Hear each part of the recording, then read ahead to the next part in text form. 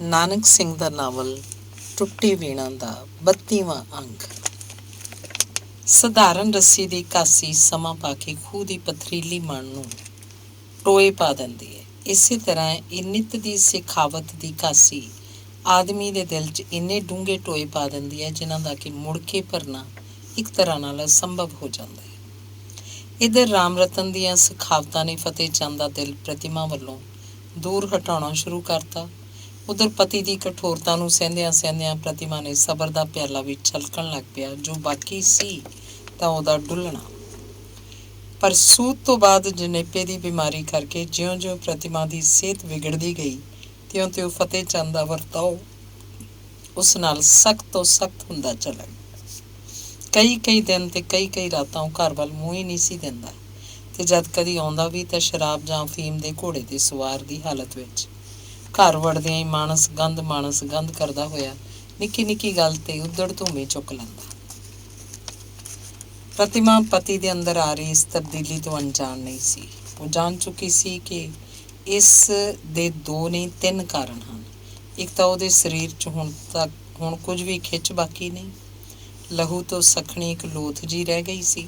ਦੂਜਾ ਇਸ ਕੁੜੀ ਦੀ ਆਮਦ, ਤੇ ਤੀਜਾ ਉਹਨੂੰ ਇਹ ਵੀ ਪਤਾ ਲੱਗ ਚੁੱਕਾ ਸੀ ਕਿ ਰਾਮ ਰਤਨ ਉਸ ਦਿਨ ਜਾਂਦਾ ਹੋਇਆ ਜਿਹੜੇ ਸ਼ਬਦ ਕਹਿ ਗਿਆ ਸੀ, ਜੇ ਮੈਂ ਆਪਣੇ ਪਿਓ ਦਾ ਪੁੱਤਰ ਹੋਇਆ, ਉਹਨਾਂ ਦੀ ਅਮਲੀ ਵਰਤੋਂ ਸ਼ੁਰੂ ਹੋ ਚੁੱਕੀ ਹੈ। ਸਭ ਤੋਂ ਬਹੁਤੀ ਜਿਸ ਗੱਲ ਦੀ ਚਿੰਤਾ ਪ੍ਰਤਿਮਾ ਦੇ ਦਿਲ ਨੂੰ ਲੱਗੀ ਸੀ, ਇਹ ਸੀ ਕਿ ਉਹਦੀ ਮਾਸੂਮ ਬੱਚੀ ਦੀ ਜਾਨ ਦਾ ਖਤਰਾ। ਫਤਿਹ ਚੰਦ ਦੀ ਨਜ਼ਰ ਜਿੰਨੀ ਵਾਰੀ ਵੀ ਉਸ ਉੱਤੇ ਪੈਂਦੀ, ਪ੍ਰਤਿਮਾ ਨੂੰ ਮਾਲੂਮ ਹੁੰਦਾ ਜਿਵੇਂ ਇਹ ਨਜ਼ਰ ਪਿਓ ਦੀ ਨਜ਼ਰ ਨਹੀਂ, ਮੌਤ ਦੇ ਫਰਿਸ਼ਤੇ ਦੀ ਹੈ, ਜਿਹੜਾ ਨਜ਼ਰ ਨਾਲ ਉਹਦਾ ਕਲੇਜਾ ਕੱਢ ਕੇ ਖਾ ਜਾਣਾ ਚਾਹੁੰਦਾ ਹੈ।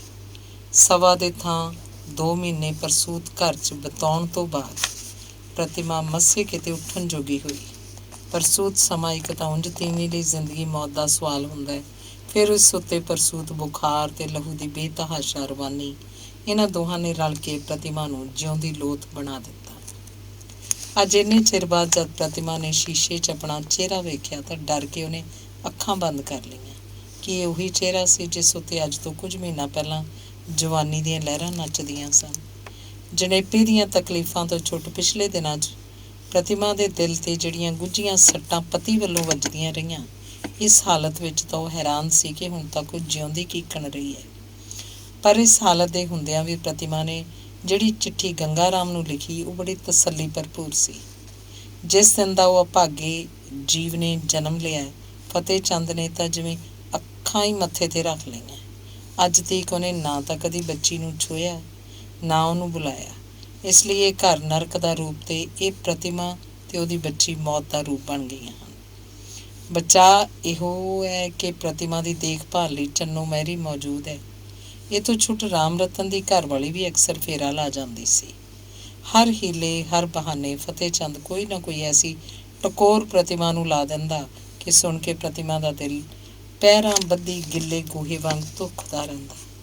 ਇੱਕ ਦਿਨ ਪ੍ਰਤਿਮਾ ਨੇ ਬੱਚੀ ਨੂੰ ਦੁੱਧ ਚੁੰਘਾਉਂਦਿਆਂ ਸਹਿਜ ਸੁਭਾਅ ਕਹਿ ਦਿੱਤਾ, ਮੁੰਨੀ ਤੂੰ ਕਿੱਡੀ ਸ਼ੈਤਾਨ ਏ, ਸਾਰਾ ਦਿਨ ਕੋਈ ਤੈਨੂੰ ਕੁੱਛੜ ਚੁੱਕ ਕੇ ਭੜਕਾਉਂਦਾ ਰਹੀ। ਤਾਂ ਅੱਗੋਂ ਫਤਿਹ ਚੰਦ ਨੇ ਕਹਿਰ ਕਰਤਾ, ਧੀ ਕਿਹਦੀ ਏ? ਮਾਂ ਨੇ 7 ਪੱਤਣਾਂ ਦਾ ਪਾਣੀ ਪੀਤਾ ਤੇ ਧੀ ਕਿਉਂ ਨਾ 14 ਪੱਤਣਾਂ ਦਾ ਪੀਏਗੀ? ਕੀ ਮਤਲਬ?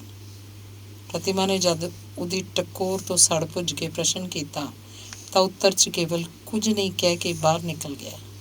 ਇਸ ਤੋਂ ਬਾਅਦ ਵੀ ਜਦ ਉਹਨੂੰ ਮੌਕਾ ਮਿਲਦਾ ਕੋਈ ਨਾ ਕੋਈ ਐਸੀ ਬੇਸਿਰ ਪੈਰ ਦੀ ਲਾ ਜਾਂਦਾ ਕਿ ਪ੍ਰਤਿਮਾ ਕਿੰਨਾ ਚਿਰ ਉਸ ਗੱਲ ਨੂੰ ਲੈ ਕੇ ਸੋਚਦੀ ਹੋਈ ਗੋਤਿਆਂ 'ਚ ਪਈ ਰਹਿੰਦੀ। ਪਤੀ ਦੇ ਇਸ ਤਰ੍ਹਾਂ ਦੇ ਕਠੋਰ ਵਰਤਾਅ ਨੂੰ ਸਹਿੰਦੀ ਤੇ ਖਾਸ ਕਰਕੇ ਬੱਚੀ ਬਾਰੇ ਉਹਦੇ ਦਿਲ 'ਚ ਘਿਰਨਾ ਦੇ ਭਾਵ ਵੇਖਦੀ ਪ੍ਰਤਿਮਾ ਆਖਿਰ ਇੰਨੀ ਦੁਖੀ ਹੋ ਗਈ ਕਿ ਇੱਕ ਤੋਂ ਵੱਧ ਵਾਰੀ ਉਹਦੇ ਦਿਲ 'ਚ ਆਤਮ ਹੱਤਿਆ ਕਰ ਲੈਣ ਦਾ ਖਿਆਲ ਪੈਦਾ ਵੀ ਹੋਇਆ। ਪਰ ਜਿਉਂ ਹੀ ਉਸ ਗੁਦਗੁਦੇ ਜਿਹੇ ਭੋਲੇ ਤੇ ਅਤ ਸੁੰਦਰ ਖਿਡੌਣੇ ਵੱਲ ਉਹਦੀ ਨਜ਼ਰ ਜਾਂਦੀ ਕਿ ਉਹ ਬੱਚੀ ਨੂੰ ਘੁੱਟ ਕੇ ਛਾਤੀ ਨਾਲ ਲਾ ਲੈਂਦੀ ਤੇ ਉਹਦਾ ਮੂੰਹ ਚੁੰਮਦੀ ਹੋਈ ਕਹਿ ਉੱਠਦੀ, ਮੇਰੀ ਚੰਨੀ, ਕੀ ਤੈਨੂੰ ਇਸ ਜ਼ਾਲਮ ਪਿਓ ਤੇ ਨਿਰਦਈ ਦੁਨੀਆ ਦੇ ਹਵਾਲੇ ਕਰਕੇ ਚਲੀ ਜਾਵਾਂ? ਨਾ, ਭਾਵੇਂ ਮੈਨੂੰ ਕੁਝ ਹੀ ਕਿਉਂ ਨਾ ਸਹਿਣਾ ਪਵੇ, ਤੈਨੂੰ ਆਪਣੀ ਛਾਤੀ ਨਾਲੋਂ ਕਦੀ ਵੱਖ ਨਹੀਂ ਕਰਾਂਗੀ। ਤੇ ਉਹਦੀਆਂ ਪੀੜਾਂ, ਚਸਕਾਂ ਤੇ ਦਿਲਜ਼ਾਰੀਆਂ ਦਾ ਹੁਣ ਜੇ ਕੋਈ ਇਲਾਜ ਸੀ ਤਾਂ ਇਹ ਨੰਨੀ ਬੱਚੀ ਦੀ ਹੋਂਦ। ਸਿਆਲ ਪੂਰੀ ਤਰ੍ਹਾਂ ਤੇਜ਼ੀ ਨਾਲ ਉਤਰ ਆਇਆ ਸੀ। ਪ੍ਰਤਿਮਾ ਹੁਣ ਉੱਠ ਕੇ ਲੱਗਦੀ ਵਾਰ ਥੋੜ੍ਹਾ ਬਹੁਤ ਕੰਮ ਧੰਦਾ ਵੀ ਕਰ ਲੈਂਦੀ ਸੀ, ਪਰ ਕੱਲ੍ਹ ਤੋਂ ਠੰਡ ਲੱਗ ਜਾਣ ਕਰਕੇ ਬੱਚੀ ਨੂੰ ਖੰਘ ਆ ਰਹੀ ਸੀ। ਨਾਲੇ 2-3 ਦਿਨਾਂ ਤੋਂ ਸਰਦੀ ਵੀ ਕੁਝ ਵਧੇਰੇ ਪੈ ਗਈ ਸੀ, ਜਿਸ ਕਰਕੇ ਪ੍ਰਤਿਮਾ ਨੇ ਅੱਜ ਰਜਾਈ 'ਚ ਸਾਰਾ ਦਿਨ ਬਿਤਾਇਆ। ਕੰਮ ਕਾਰ ਲਈ ਇਹਦਾ ਉੱਠਣਾ ਕੋਈ ਏਡਾ ਜ਼ਰੂਰੀ ਵੀ ਨਹੀਂ ਸੀ, ਜਦ ਕਿ ਮੈਰੀ ਘਰ 'ਚ ਮੌਜੂਦ ਸੀ। ਸ਼ਾਮ ਨੂੰ ਜਦ ਠੰਡੀ ਹਵਾ ਦੇ ਕੁਰਖਤ ਫਰਾਟੇ ਬੂਹੇ ਬਾਰੀਆਂ ਨੂੰ ਭੰਨ ਰਹੇ ਸਨ, ਇਸ ਵੇਲੇ ਪਿਛਲੇ ਕਮਰੇ 'ਚ ਕੋਲਿਆਂ ਦੀ ਅੰਗੀਠੀ ਭਖਾਈ ਪ੍ਰਤਿਮਾ ਬੱਚੀ ਦੀ ਛਾਤੀ 'ਤੇ ਲੋਗੜ ਦਾ ਸੇਕ ਕਰ ਰਹੀ ਸੀ। ਉਹਨੂੰ ਖਤਰਾ ਸੀ ਮਤੇ ਖੰਘ ਵੱਧਦੀ ਬੱਚਿਆਂ ਵਾਲੀ ਬਿਮਾਰੀ ਨਮੂਨੀਆ ਦੀ ਸ਼ਕਲ 'ਚ ਬਦਲ ਹੀ ਨਾ ਜਾਵੇ। ਸਵੇਰੇ ਦੁਪਹਿਰੇ ਉਹ ਵਰਾਂਡੀ ਦੀਆਂ ਕੁਝ ਬੂੰਦਾਂ ਵੀ ਆਪਣੇ ਦੁੱਧ 'ਚ ਰਲਾ ਕੇ ਉਹਨੂੰ ਦੇ ਚੁੱਕੀ ਸੀ। ਚੰਨੋ ਮੈਰੀ ਭੁੰਜੇ ਬੈਠੀ ਲੋਗੜ ਸੇਕ ਕੇ ਉਹਨੂੰ ਫੜਾਈ ਜਾਂਦੀ ਤੇ ਉਹ ਸੇਕ ਕਰ ਰਹੀ ਸੀ। ਗੱਲਾਂ ਵਿੱਚ ਹੀ ਚੰਨੋ ਨੇ ਪੁੱਛਿਆ, ਭਲਾ ਬੀਬੀ ਜੀ, ਮੁੰਨੀ ਦਾ ਨਾਂ ਨਹੀਂ ਜੇ ਰੱਖਣਾ? ਸੁੱਖ ਨਾਲ 2.5 ਮਹੀਨਿਆਂ ਦੀ ਹੋਣ ਲੱਗੀ ਏ ਤੇ ਸਾਡੇ ਤੇ ਚਲੀਏ ਮਗਰੋਂ ਹੀ ਨਾਂ ਰੱਖ ਦਿੰਦੇ ਨੇ। ਬੱਚੀ ਦੀਆਂ ਮੋਟੀਆਂ ਰਸੀਲੀਆਂ ਅੱਖਾਂ ਵੱਲ ਮਮਤਾ ਭਰੀ ਨਜ਼ਰ ਨਾਲ ਤੱਕਦੀ ਹੋਈ ਪ੍ਰਤਿਮਾ ਬੋਲੀ, ਕਈ ਨਾਂ ਸੋਚੇ ਨੇ ਪਰ ਦਿਲ ਨੂੰ ਚੰਗਾ ਕੋਈ ਨਹੀਂ ਲੱਗਿਆ। ਭਲਾ ਚੰਨੋ, ਤੂੰ ਹੀ ਦੱਸ ਖਾਂ ਕੋਈ ਪਿਆਰਾ ਜਿਹਾ ਨਾਂ। ਲੈ ਭਲਾ ਬੀਬੀ ਜੀ, ਨਾਵਾਂ ਦਾ ਘਾਟਾ ਏ। ਮੋਹਣੀ, ਕਮਲੀ, ਸਵਿਤਰੀ, ਤ੍ਰਿਲੋਚਨਾ, ਚਾਂਦਰਾਣੀ, ਆਖੋ ਤਾਂ 100 ਨਾਂ ਤੁਹਾਨੂੰ ਸੁਣਾ ਦਿਆਂ। ਪ੍ਰਤਿਮਾ ਨੇ ਉਹਦੇ ਬੋਲੇ ਹੋਏ ਸਾਰੇ ਨਾਵਾਂ ਨੂੰ ਘੋਖਿਆ, ਪਰ ਉਹਦੇ ਦਿਲ ਨੂੰ ਇੱਕ ਵੀ ਨਾ ਜਚਿਆ। ਨਾ ਹੀ ਉਹ ਸਮਝ ਸਕੀ ਕਿ ਕਿਹੋ ਜਿਹਾ ਨਾਂ ਉਹ ਰੱਖਣਾ ਚਾਹੁੰਦੀ ਹੈ। ਇਹ ਸੋਚਦਿਆਂ ਸਾਹਮਣੇ ਕੰਧ 'ਤੇ ਟੰਗੇ ਹੋਏ ਕੈਲੰਡਰ ਉੱਤੇ ਉਹਦੀ ਨਜ਼ਰ ਜਾ ਪਈ। ਉਹਦੇ ਵਿਚਕਾਰ ਰਾਮਚੰਦਰ ਤੇ ਸੀਤਾ ਦੀ ਤਸਵੀਰ ਸੀ। ਇੱਕ ਵਾਰ ਤਸਵੀਰ ਵੱਲ ਤੇ ਫਿਰ ਬੱਚੀ ਦੇ ਚਿਹਰੇ ਵੱਲ ਤੱਕਦੀ ਹੋਈ ਉਸ ਮੈਰੀ ਨੂੰ ਕਹਿਣ ਲੱਗੀ, ਵੇਖੇ ਨਾ ਚੰਨੋ, ਮੁੰਨੀ ਦੀਆਂ ਅੱਖਾਂ ਨਿਰੀਆਂ ਪੁਰੀਆਂ ਉਸ ਤਸਵੀਰ ਵਿਚਲੀ ਸੀਤਾ ਵਰਗੀਆਂ ਨੇ, ਜਿਕਣ ਕਿਸੇ ਦੀ ਤਸਵੀਰ ਉਤਰੀ ਹੋਈ ਹੈ। ਚੰਨੋ ਨੇ ਵੀ ਪਹਿਲਾਂ ਕੈਲੰਡਰ ਵੱਲ ਤੇ ਫਿਰ ਮੁੰਨੀ ਵੱਲ ਤੱਕਿਆ ਤੇ ਫਿਰ ਬੋਲੀ, ਸੱਚੀ ਬੀਬੀ ਜੀ, ਜਾਣੀ ਦਾ ਮੁੰਨੀ ਦੀ ਮਾਂ ਦੀ ਤਸਵੀਰ ਏ। ਉਸ ਦੀ ਉਮਰੇ ਪਹੁੰਚ ਕੇ ਤਾਂ ਸੁੱਖ ਨਾਲ ਇਹ ਵੀ ਨਿਰੀ ਪੂਰੀ ਸੀਤਾ ਹੀ ਜਾਪੇਗੀ। ਸੀਤਾ ਵਰਗੀ ਮਹਾਨ ਹਸਤੀ ਨਾਲ ਆਪਣੀ ਬੱਚੀ ਦਾ ਮਿਲਾਨ ਕਰਕੇ ਤੇ ਫਿਰ ਚੰਨੋ ਦੀ ਜ਼ਬਾਨੀ ਉਹਦੀ ਪੁਸ਼ਟੀ ਸੁਣ ਕੇ ਪ੍ਰਤਿਮਾ ਦੇ ਦਿਲ ਨੂੰ ਇੱਕ ਮਿੱਠਾ ਜਿਹਾ ਹੁਲਾਰਾ ਆਇਆ ਤੇ ਆਪ ਮੁਹਾਰੇ ਉਹਦੇ ਮੂੰਹੋਂ ਨਿਕਲਿਆ, ਚੰਨੋ, ਇਹਦਾ ਨਾਂ ਸੀਤਾ ਹੀ ਕਿਉਂ ਨਾ ਰੱਖ ਦੇਈਏ? ਸੁਹੰਡਣਾ ਹੋਵੇ ਬੀਬੀ ਜੀ। ਚੰਨੋ ਬੋਲੀ, ਬੜਾ ਸੋਹਣਾ ਨਾਂ ਹੈ। ਲਓ ਫਿਰ ਹੋਰ ਨਾ ਕੋਈ ਰੱਖਣਾ। ਕਹਿੰਦੇ ਹੁੰਦੇ ਨੇ ਧੀਆਂ ਦਾ ਨਾਂ ਵਟਾਈ ਦਾ ਨਹੀਂ, ਜਦ ਤੱਕ ਸਹੁਰੇ ਨਾ ਚਲੀਆਂ ਜਾਣ। ਚੱਲ ਠੀਕ ਹੈ, ਕਹਿ ਕੇ ਬੱਚੀ ਨੂੰ ਇੱਕ ਵਾਰੀ ਫਿਰ ਛਾਤੀ ਨਾਲ ਲਾ ਕੇ ਪ੍ਰਤਿਮਾ ਕਿਸੇ ਮਿੱਠੇ ਤੇ ਸਵਾਦ ਭਰੇ ਰੰਗ 'ਚ ਬੋਲੀ, ਮੇਰੀ ਸੀਤਾ। ਚੰਨੋ ਬੋਲੀ, ਨਾਂ ਰੱਖਣ ਦੀ ਵਧਾਈ ਹੋਵੇ ਬੀਬੀ ਜੀ। ਲਓ ਫਿਰ ਮੂੰਹ ਤੇ ਮਿੱਠਾ ਕਰਾਓ ਨਾ। ਪ੍ਰਤਿਮਾ ਨੇ ਸਿਰਹਾਣੇ ਹੇਠੋਂ 2 ਚੁਆਨੀਆਂ ਕੱਢ ਕੇ ਚੰਨੋ ਨੂੰ ਫੜਾ ਦਿੱਤੀਆਂ। ਉਹ ਲੈ ਕੇ ਖੁਸ਼ ਹੋ ਗਈ। ਅੱਛਾ, ਹੁਣ ਘਰ ਜਾਵਾਂ ਬੀਬੀ ਜੀ, ਕਹਿ ਕੇ ਚੰਨੋ ਕਮਰੇ 'ਚੋਂ ਨਿਕਲੀ ਸੀ। ਸਾਹਮਣੇ ਉਹ ਫਤਿਹ ਚੰਦ ਆਉਂਦਾ ਉਹਨੂੰ ਦਿਸਿਆ। ਉਸੇ ਖੁਸ਼ੀ ਭਰੀ ਤੇਜ਼ੀ 'ਚ ਚੰਨੋ ਬੋਲੀ, ਇਹ ਜੀ, ਮੈਂ ਆਖਿਆ ਮੁੰਨੀ ਦਾ ਨਾਂ ਰੱਖਣ ਦੀ ਵਧਾਈ ਹੋਵੇ। ਸੀਤਾ ਨਾਂ ਰੱਖਿਆ ਅਸੀਂ, ਚੰਗਾ ਹੈ ਨਾ? ਸੀਤਾ, ਹਾ ਹਾ ਹਾ।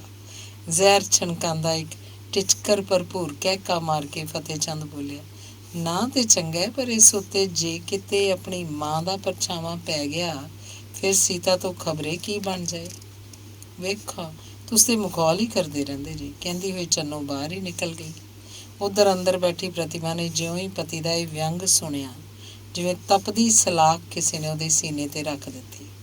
ਇੱਕ ਵਾਰੀ ਉਹਨੇ ਸਿਰ ਚੁੱਕਿਆ, ਸ਼ਾਇਦ ਇਹਦਾ ਮਤਲਬ ਪੁੱਛਣ ਲਈ, ਪਰ ਕੁਛ ਅਗਲੇ ਖਿਆਲਾਂ ਨੇ ਆ ਕੇ ਉਹਦੇ ਮੂੰਹ ਅੱਗੇ ਹੱਥ ਰੱਖ ਦਿੱਤਾ।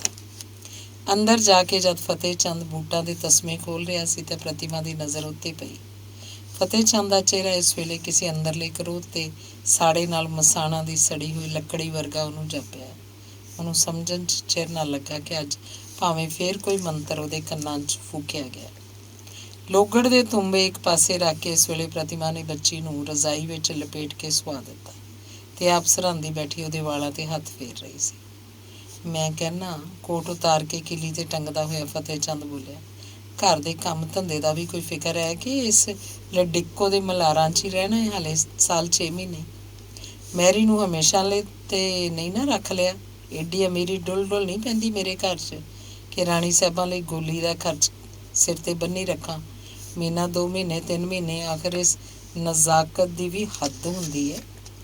ਫਤਿਹ ਚੰਦ ਇੱਕਦਮ ਜਿੰਨਾ ਕੁਝ ਕਹਿ ਗਿਆ, ਸ਼ਾਇਦ ਇੰਨਾ ਉਹ ਖੁਦ ਵੀ ਕਹਿਣਾ ਨਹੀਂ ਸੀ ਚਾਹੁੰਦਾ। ਉਹਦੇ ਮੂੰਹੋਂ ਇਹ ਵਾਕ ਨਿਕਲਦੇ ਗਏ ਤੇ ਪ੍ਰਤਿਮਾ ਦੇ ਦਿਲ 'ਤੇ ਤੀਰਾਂ ਦੀ ਵਿਛਾੜ ਬਣ ਕੇ ਵਰਦੇ ਗਏ। ਖਾਸ ਕਰਕੇ ਉਸ ਹਾਲਤ ਵਿੱਚ ਜਦ ਕਿ ਪ੍ਰਤਿਮਾ ਆਪਣੇ ਦਿਲ ਨਾਲ ਅੱਜ ਫੈਸਲਾ ਕਰ ਚੁੱਕੀ ਸੀ ਕਿ ਪਤੀ ਦੇ ਆਉਂਦਿਆਂ ਹੀ ਅੱਜ ਉਹਨੂੰ ਪੁੱਛੇਗੀ ਕਿ ਆਖਰ ਤੁਹਾਡੇ ਦਿਲ 'ਚ ਕੀ ਸਮਾ ਗਈ ਹੈ ਕਿ ਇਸ ਤਰ੍ਹਾਂ ਦਿਨ ਰਾਤ ਗੁੱਝੇ ਤੀਰਾਂ ਨਾਲ ਮੇਰਾ ਤਨ ਮਨ ਵਿੰਨ੍ਹਦੇ ਰਹਿੰਦੇ ਹੋ। ਘਰ ਆਉਂਦੇ ਪਤੀ ਦਾ ਫਿਰ ਬੇਸੁਰਾ ਰਾਗ ਸੁਣ ਕੇ ਉਹ ਸਮਝ ਗਈ ਕਿ ਇਹਦੇ ਦਿਲ 'ਚ ਜੋ ਕੁਝ ਇੰਨੇ ਦਿਨਾਂ ਤੋਂ ਇਕੱਠਾ ਹੋਈ ਗਿਆ ਸ਼ਾਇਦ ਅੱਜ ਉਹਦੇ ਸਾਰੇ ਦਾ ਭਾਰ ਚੁੱਕੀ ਰੱਖਣਾ ਉਸ ਲਈ ਮੁਸ਼ਕਲ ਹੋ ਗਿਆ। ਕਿਸੇ ਨਾ ਕਿਸੇ ਬਹਾਨੇ ਉਹ ਅੱਜ ਉਸ ਲਈ ਉਹਨੂੰ ਪ੍ਰਗਟਾਉਣਾ ਚਾਹੁੰਦਾ ਹੈ ਅਤੇ ਜੋ ਉਸ ਬਿਮਾਰੀ ਕਰਕੇ ਅੱਜ ਤੀਕ ਪ੍ਰਗਟਾ ਨਹੀਂ ਸਕਿਆ। ਸੋ ਇਹ ਸਭ ਕੁਝ ਸੋਚ ਸਾਚ ਕੇ ਪ੍ਰਤਿਮਾ ਵੀ ਹੋਣ ਵਾਲੇ ਸੰਗਰਾਮ ਲਈ ਤਿਆਰ ਹੋ ਬੈਠੀ ਅਤੇ ਇਸ ਗੱਲ ਦਾ ਉਹਨੇ ਫੈਸਲਾ ਕਰ ਲਿਆ ਕਿ ਇਹ ਰੋਜ਼ ਦੀ ਧੂਆਂ ਧੁੱਕੀ ਨਾਲੋਂ ਇੱਕ ਦੋ ਹੋ ਕੇ ਹੀ ਰਹਿਣੀ ਚਾਹੀਦੀ ਹੈ। ਸਬਰ ਦਾ ਜਿਹੜਾ ਬੰਨ੍ਹ ਉਹ ਬੰਨ੍ਹਦੀ ਆ ਰਹੀ ਸੀ, ਆ ਰਹੇ ਤੂਫਾਨੀ ਹੜ੍ਹ ਅੱਗੇ ਹੁਣ ਇਹ ਜ਼ਰੂਰ ਵਹਿ ਜਾਏਗਾ। ਇਸ ਗੱਲ ਦਾ ਪ੍ਰਤਿਮਾ ਨੂੰ ਨਿਸ਼ਚਾ ਹੋ ਚੁੱਕਾ ਸੀ। ਉਹਦੇ ਜੀਵਨ ਦਾ ਕਿਹੜਾ ਪਾਸਾ ਤਬਾਹ ਹੋਣ ਵਾਲਾ ਹੈ, ਪਰ ਇਹ ਜਾਣਦਿਆਂ ਵੀ ਹੁਣ ਟੁੱਟਦੇ ਬੰਨ੍ਹ ਨੂੰ ਰੋਕਣ ਦੀ ਪਰਵਾਹ ਉਹਨੂੰ ਨਹੀਂ ਸੀ। ਉਹ ਸੋਚਿਆ ਜੋ ਰੁੜਦਾ ਰੁੜੇ, ਜੇ ਬਚਦਾ ਬਚੇ। ਜਿਹਦਾ ਬਣਿਆ ਹੀ ਕੁਝ ਨਹੀਂ ਉਹਦਾ ਵਿਗੜਨਾ ਕੀ ਹੈ। ਜਿਹਨੂੰ ਲੱਭਾ ਹੀ ਕੁਝ ਨਹੀਂ ਉਸ ਪਾਸੋਂ ਕੋਈ ਕੀ ਖੋਹ ਲਏਗਾ। ਬਸ ਸਭ ਕੁਝ ਠੀਕ ਹੈ ਕਿਉਂਕਿ ਸਭ ਕੁਝ ਗਲਤ ਹੈ। ਇਹ ਸੋਚ ਕੇ ਉਹਨੇ ਇਸ ਵੇਲੇ ਬਿਨਾਂ ਚੱਪੂ ਤੋਂ ਆਪਣੀ ਬੇੜੀ ਹੜ੍ਹ ਦੇ ਪਾਣੀਆਂ ਛੱਡ ਦਿੱਤੀ। ਤਰਦੀ ਹੈ ਤਾਂ ਤਰੇ, ਡੁੱਬਦੀ ਹੈ ਤਾਂ ਡੁੱਬੇ। ਉਹ ਕੰਧ ਨਾਲ ਢੋ ਲਾ ਕੇ ਜ਼ਰਾ ਤਣ ਬੈਠੀ ਅਤੇ ਜਦ ਫਤਿਹ ਚੰਦ ਕੋਟ ਬੂਟ ਉਤਾਰ ਕੇ ਵਿਹਲਾ ਹੋਇਆ ਤਾਂ ਬੋਲੀ, ਕੀ ਗੱਲ ਏ? ਬੈਠ ਕੇ ਸਹਾਰੇ ਨਾਲ ਗੱਲ ਕਰੋ, ਨਾ ਲੋਕਾਂ ਨੂੰ ਸੁਣਾਉਣ ਦਾ ਕੀ ਫਾਇਦਾ। ਕੁਰਸੀ 'ਤੇ ਬੈਠਦਾ ਹੋਇਆ ਉਹ ਬੋਲਿਆ, ਲੋਕਾਂ ਨੇ ਅੱਜ ਨਹੀਂ ਸੁਣਿਆ ਤਾਂ ਹੋਰ 4 ਦਿਨਾਂ ਨੂੰ ਸੁਣ ਲੈਣਗੇ। ਅੱਗ ਲੱਗੀ ਤਾਂ ਧੂੰਆਂ ਕੋਈ ਕਿੰਨਾ ਕੁ ਚਿਰ ਲੁਕਾਈ ਰੱਖੇਗਾ। ਪਰ ਹੋਇਆ ਕੀ ਏ? ਗੱਲ ਤਾਂ ਛਿੜੀ ਸੀ ਕੁੜੀ ਦਾ ਨਾਂ ਰੱਖਣ ਤੋਂ। ਲੈ ਬੈਠੇ ਤੁਸੀਂ। ਵਿੱਚ ਹੀ ਉਹ ਬੋਲੇ, ਮੈਂ ਵੀ ਤਾਂ ਨਾਂ ਬਾਬਤ ਹੀ ਕਿਹਾ ਨਾ। ਕੀ ਕਿਹਾ ਨਾਂ ਬਾਬਤ? ਇਹੋ ਕਿ ਨਾਂ ਤੈਨੂੰ ਨਹੀਂ ਸੀ ਰੱਖਣਾ ਚਾਹੀਦਾ ਕੁੜੀ ਦਾ। ਕਿਉਂ? ਕਿਉਂਕਿ ਤੂੰ ਨਹੀਂ ਜਾਣਦੀ ਸੀਤਾ ਕੌਣ ਸੀ। ਮੈਂ ਨਹੀਂ ਜਾਣਦੀ। ਕਿਉਂ ਨਹੀਂ ਜਾਣਦੀ? ਕੀ ਮੈਂ ਹਿੰਦੂਆਂ ਦੇ ਘਰ ਨਹੀਂ ਜੰਮੀ?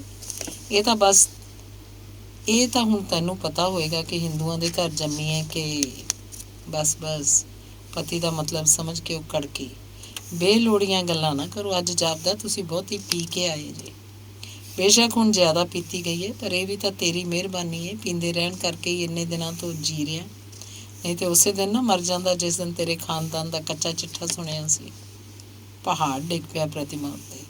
ਰਫੂ ਚੱਕਰ ਹੋ ਗਈ ਉਹਦੀ ਜ਼ਬਾਨ ਦੀ ਤੇਜ਼ੀ। ਭੁੱਲ ਗਈਆਂ ਉਹਨੂੰ ਉਹ ਸਾਰੀਆਂ ਗੱਲਾਂ ਜਿਹੜੀਆਂ ਸ਼ਿਕਾਇਤ ਵਜੋਂ ਅੱਜ ਉਹ ਪਤੀ ਨੂੰ ਕਹਿਣਾ ਚਾਹੁੰਦੀ ਸੀ। ਬੋਲ ਹੁਣ। ਫਤਿਹ ਚੰਦ ਨੂੰ ਪ੍ਰਤਿਮਾ ਦੀ ਚੁੱਪ ਨੇ ਹੋਰ ਸ਼ਹਿ ਦਿੱਤੀ। ਦੰਦਨ ਕਿਉਂ ਪੈ ਗਈ ਏ? ਕੀ ਮੈਂ ਝੂਠ ਬੋਲ ਰਿਹਾ? ਫਿਰ ਵੀ ਜਦ ਪ੍ਰਤਿਮਾ ਦੇ ਬੁੱਲ ਨਾ ਖੋਲ੍ਹੇ ਤਾਂ ਅਗਾਂਹ ਹੋ ਕੇ ਉਹਦੀ ਬਾਂਹ ਹਿਲਾਉਂਦਾ ਹੋਇਆ ਬੋਲਿਆ, ਮੈਂ ਕੀ ਕਹਿ ਰਿਹਾ ਵਾਂ ਤੈਨੂੰ? ਖੇਖਣ ਹਾਰੀਏ, ਸੱਚ ਦੱਸ, ਤੂੰ ਕੰਜਰੀ ਦੀ ਧੀ ਨਹੀਂ?